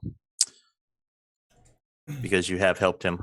And then she rolls up the felt with the gems in them and puts everything below the counter and says, well, I think I should be able to still make a tidy profit from these with some better settings and things like that. So, win-win. Yay. Thank you. Good luck with Yeah. your sailor buddy. Yeah. All right. So that was the 8 gems we had. Yep. That was actually our estimate. Wow. I think that had 800 gold underneath it. Maybe it wasn't our estimate. Yeah, that's what I was shooting for. But I didn't do a good job. But you rolled a 1 or a 2. So, Yeah. And then had a -1. I didn't realize you had a -1 charisma. all right, you guys head out of the Trinket. gem Okay, shop. so yeah, we go out. And 800 How- gold marks more rich, 70 platinum, and 100 gold. But Yeah. And how much do we need to get for that? What's his name? 500. Okay, so we've got plenty now. Yep. Well, not And, plenty, but we've got enough. We're going to spread this among ourselves, and we're not all carrying this stuff. I say we put it back on the ship. How far is it from the ship? We got to just put it You back have on to the cross ship. over the river and back to the docks, but I mean, I don't It's have. like I think that's 15 probably minutes. safer. Yeah, let's do that. Okay. Well, let me remind you: is it safer because all you have on ship is rat and Oh, that's true. So let's Masami. spread it out. for today. Normally, if True was there, I'd agree with you, but Oh, True left. That's right. She's yeah, she's looking for crew for you. Okay. Yeah. So yeah, we'll have to hold on to that. So split it out. All right, so you guys split it out. You split it out. I'm not gonna. I have written down what you guys got. So, and then you continue on to into the Villa district, where you come upon the villa, that Martin Sklar's villa, and there is an Argent Watch member posted out front. What do you guys want to do? Good day, Around the- sir. Go around the back. I'm going to the front. What are you talking about? Okay, I'm going to the front. All right, you approach and I don't see any reason we need to sneak in he on this one. notices you and says, "Oh." For a moment, Yes, we're for a moment he's going to say, "May I help you?" And then he realizes that he knows who you are, and so he says, you guys again." Yeah, is Lieutenant Sienna not Lieutenant Sienna on premises? Or is he available? He is not currently on. He's not currently here, but I might be able to help you. What do you need? And I'm going to move everybody to the outside because technically that's where they should be. Well, it might be a little. We found a potential opening in the case, but in order to do that, we need to use the carriage and some horses. So, in order to perhaps go a little more inconspicuous, to follow this lead up outside of town. So, if you can authorize that, or if we need to speak with him.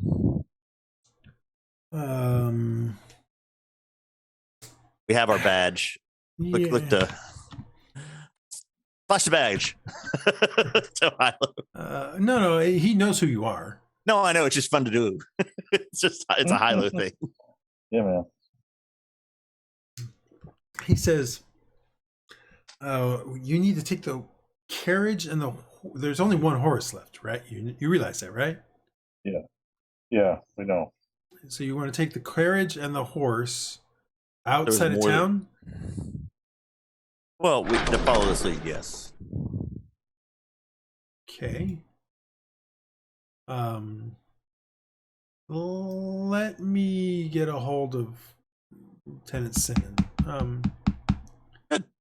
And he heads into the place. And after, did you find anything else here? I'll kind of follow him. You're right. You follow him in. He's at least I'm not going to stand in the street. I mean, yeah, no, that's fine. But he heads in and is about to close the door when you start to follow him in. That's my point. And he's like, I mean, I'd rather not stand in the street. come in and stay in the area here. Yeah. Technically, you're not authorized to be here, but that's fine. And he then heads. You guys head into. Hey, now you're making this harder on me. You guys head into there. Sorry, Aaron, you're in the water. I didn't mean to make it harder on you. I thought that was just, I mean, I don't have to if that's gonna if I sense it's gonna really piss him off. No, and he heads in deeper, and then after a moment, after about 10 minutes, he comes back out and says, "I've sent one of the other guys out to get Lieutenant." After 5 minutes, it's not really 10 minutes. So let's just wait for him to get here. Sure. And a good 15 minutes later, and Synod shows up, and he comes in and he's like, you guys. According to the guy who was just sent to me, you guys want to use the horse and the carriage. Yes, preferably. Any particular reason why? Well, we found a potential place where he may have fled to. I think why would you need his carriage then? Why wouldn't you just go there yourselves? Well, because it's not in town. So we need to get there quickly before he can get away. And we could get a hold of another horse, potentially. but we don't have. All of us don't need one horse, and if he's not there, we can visit his. I believe it's a plantation, and perhaps we can bluff our way in. Not that you would. I mean, allegedly, hypothetically. Wink, wink, nudge, now nudge. he kind of looks at you. He's like, I see. See, you're want to head to his plantation. Well, See. to follow a lead, to see where the crime went.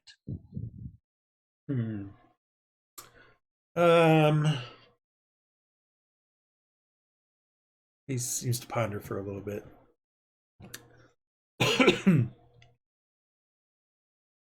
I lean over to Marcus and I say, I don't know that we're putting ourselves in harm's way, so he doesn't have to put his men in harm's way. I'll just raise an eyebrow and kind of put my hand down for a second, and I think we're okay. I mean, I'm not gonna say that yet. Yeah. He's like, he kind of looks at you for a second. He says, "What's in it for me?" Well, of course, if we found something, we have an agreement, correct?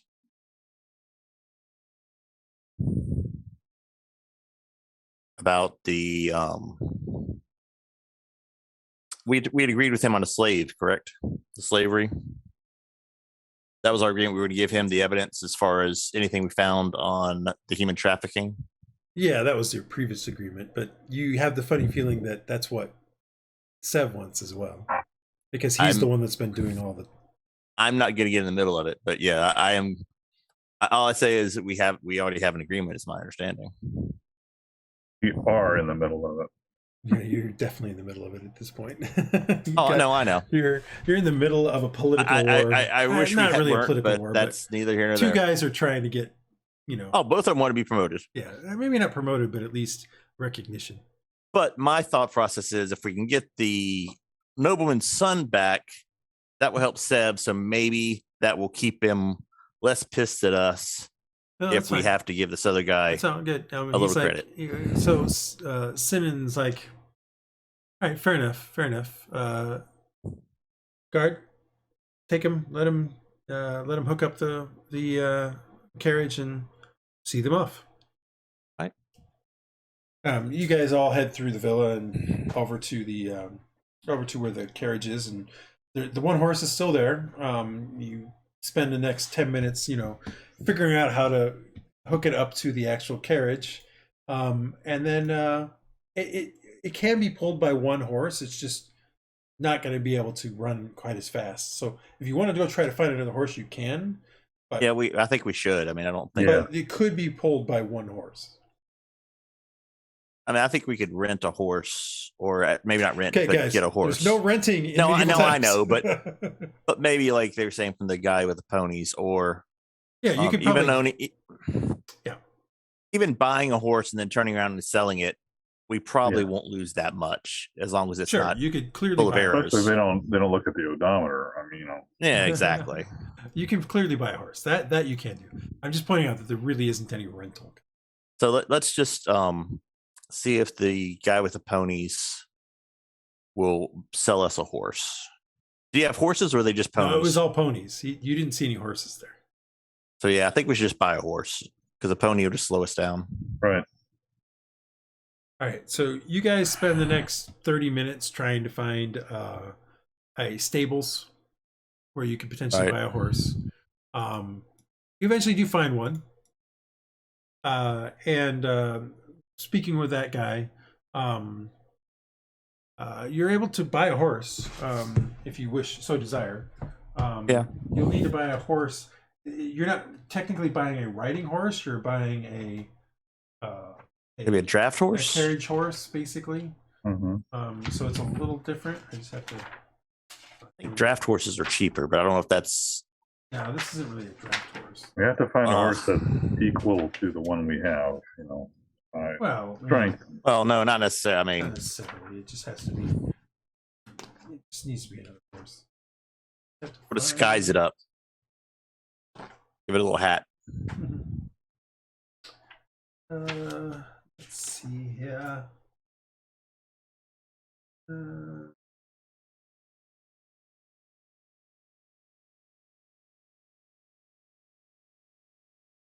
You can buy a horse of this stature for like 50 gold. 50 gold marks. Okay. We try to if we flash our badge and try persuasion, do we have a chance of getting it cheaper? You can try. Okay. I will try that. It's always met with skepticism because we don't look like the watch. Yeah, you don't look like the watch, but you can try. Does anyone want to back me up on this? I guess I got the badge, so Maybe I'll have an advantage on the roll. Sure. what is it? Is it still a charisma? You do all of that, and you find out that literally he's already giving it to you at That's the the cheapest best discount. Yeah, Okay. 50 gold is literally cost. Okay. Well, that'll work. Yeah,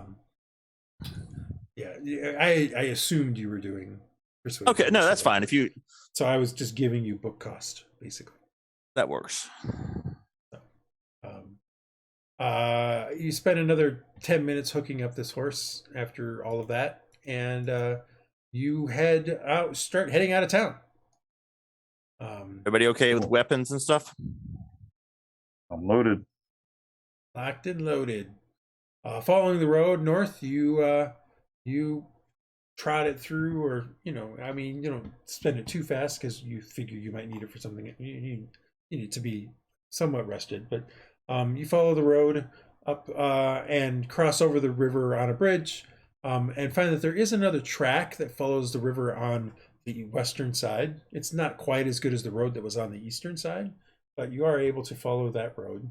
And as you travel over this thing, it takes 6 miles. It takes maybe about half an hour as you head up through this part.